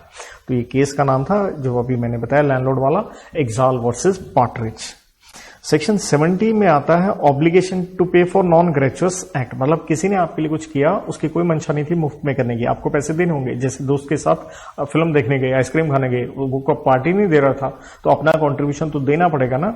इसलिए किसी एसेंशियल क्या है, किसी ने आपके लिए पैसे दिए क्योंकि उसकी कोई मंशा मुफ्त की नहीं थी और आपने पूरे मजे लिए हैं आइसक्रीम खाने के, एंजॉयड द बेनिफिट, आपको वो पैसे देने पड़ेंगे। जैसे ये Shyamlal versus state of UP का केस है। तो यहाँ क्या है, एक सरकार ने एक एम्प्लॉय की नौकरी खत्म कर दी लेकिन वो कोर्ट में चला गया, मेरे को भी वक्त से पहले रिटायर किया गया है, तो कोर्ट ने कहा इसको तनख्वाह देते रहो। राइट, काम उससे कोई नहीं करवाया सरकार ने, लेकिन ऊपर वाली कोर्ट में जब अपील की गई तो कोर्ट ने कहा इसे निकाल देना ठीक था। तो जो तनख्वाह आपने दी है मुफ्त में इतने महीने, क्या आपको वापस मिलनी चाहिए? The answer is yes. Then 71 में आता है फाइंडर ऑफ लॉस्ट गुड्स। देखिए अगर आपको किसी की गिरी हुई चीज मिलती है तो यहां बन जाता है कॉन्ट्रैक्ट ऑफ बेलमेंट, जिसमें आपके कहलाते हो बेली, और आपकी ड्यूटीज बनती है कि जाइए रियल ओनर को ढूंढिए, सामान का रीजनेबल केयर कीजिए, जैसे आप अपने सामान का करते हैं, अनऑथराइज यूज ना कीजिए, मिक्स मत कीजिए और आपने उसको लौटाना है। हाँ, आपका हक है, जो खर्चा हुआ एक्सपेंसेस या अगले ने कोई प्राइज अवार्ड घोषित किया वो आपको मिल जाएगा। आप ये सामान बेच भी सकते हैं अगर गुड्स पेरिशेबल हैं, या रखने में आपका एक्सपेंस हो जाता है 2/3 ऑफ वैल्यू ऑफ गुड्स, या ऑनर वगैरह काफी अर्से बाद मिला भी नहीं है। साथ में आप लियन का भी राइट रखते हैं। लियन का मतलब है किसी की चीज रख लेना जब तक वो आपके ड्यूज आपको ना दे। तो केस था हॉलिन्स वर्सेस हॉलर का, जहां एक दुकान पे आपको डायमंड मिला, किसी का गिरा हुआ, आपने दुकानदार को दे दिया लेकिन रियल ऑनर नहीं मिला, तो उस दुकानदार से आप फाइंडर हैं तो आप वो डायमंड ले सकते हैं। 72 है लायबिलिटी है आपके टू रिटर्न गुड्स और मनी डिलीवर्ड बाय क्वेश्चन और मिस्टेक। कोई गलती से आपको सामान डिलीवर कर गया, जैसे पिज्जा आपके घर में गलत डिलीवर हो गया, तो आपको भैया वापस करना पड़ेगा। राइट, ये नहीं कि भैया तुम देगे, हमारी क्या गलती है, नहीं, जब तुमने ऑर्डर ही नहीं दिया। राइट, तो ये केस था sale tax officer versus Kanhaiya Lal का, जहां एडवांस में जीएसटी कह लीजिए दे दिया गया था लेकिन बाद में टैक्स सरकार ने खत्म कर दिया, तो अथॉरिटीज को वापस करना पड़ेगा। लास्ट में एक छोटा क्वेश्चन ध्यान दीजिएगा, इस तरह से डिफरेंस पूछा जा सकता है, difference between a contract and quasi contract. तो मीनिंग एग्जाम्पल सेक्शन, ये 3 पॉइंट तो मैथ्स लेके चलो आप। उसके अलावा देखिए ऑब्लिगेशन जो होती है कॉन्ट्रैक्ट में पार्टीज क्रिएट करती हैं और क्वासी कॉन्ट्रैक्ट में लॉ क्रिएट करता है। सेक्शन 10 ऑब्वियसली कॉन्ट्रैक्ट में तो सारे एसेंशियल लग ही रहे हैं, लेकिन क्वासी कॉन्ट्रैक्ट में सेक्शन 10 के एसेंशियल सारे नहीं थे, क्योंकि ये आपने किया ही नहीं, आपने ऐसा सोचा ही नहीं था। तो देखिए ये थी मेरी तरफ से एक फास्ट रिवीजन। देखिए जिसने पढ़ रखा तो उसको एक यूटिलिटी मिल जाएगी, क्योंकि मैंने एक एक सेक्शन, एक एक केस, हर चीज आपसे डिस्कस करने की कोशिश करी है। तो भैया इसके साथ मैं यहाँ पे कॉन्ट्रैक्ट एक्ट समाप्त करता हूँ and wishing you all the best for your exams. Good luck, God bless.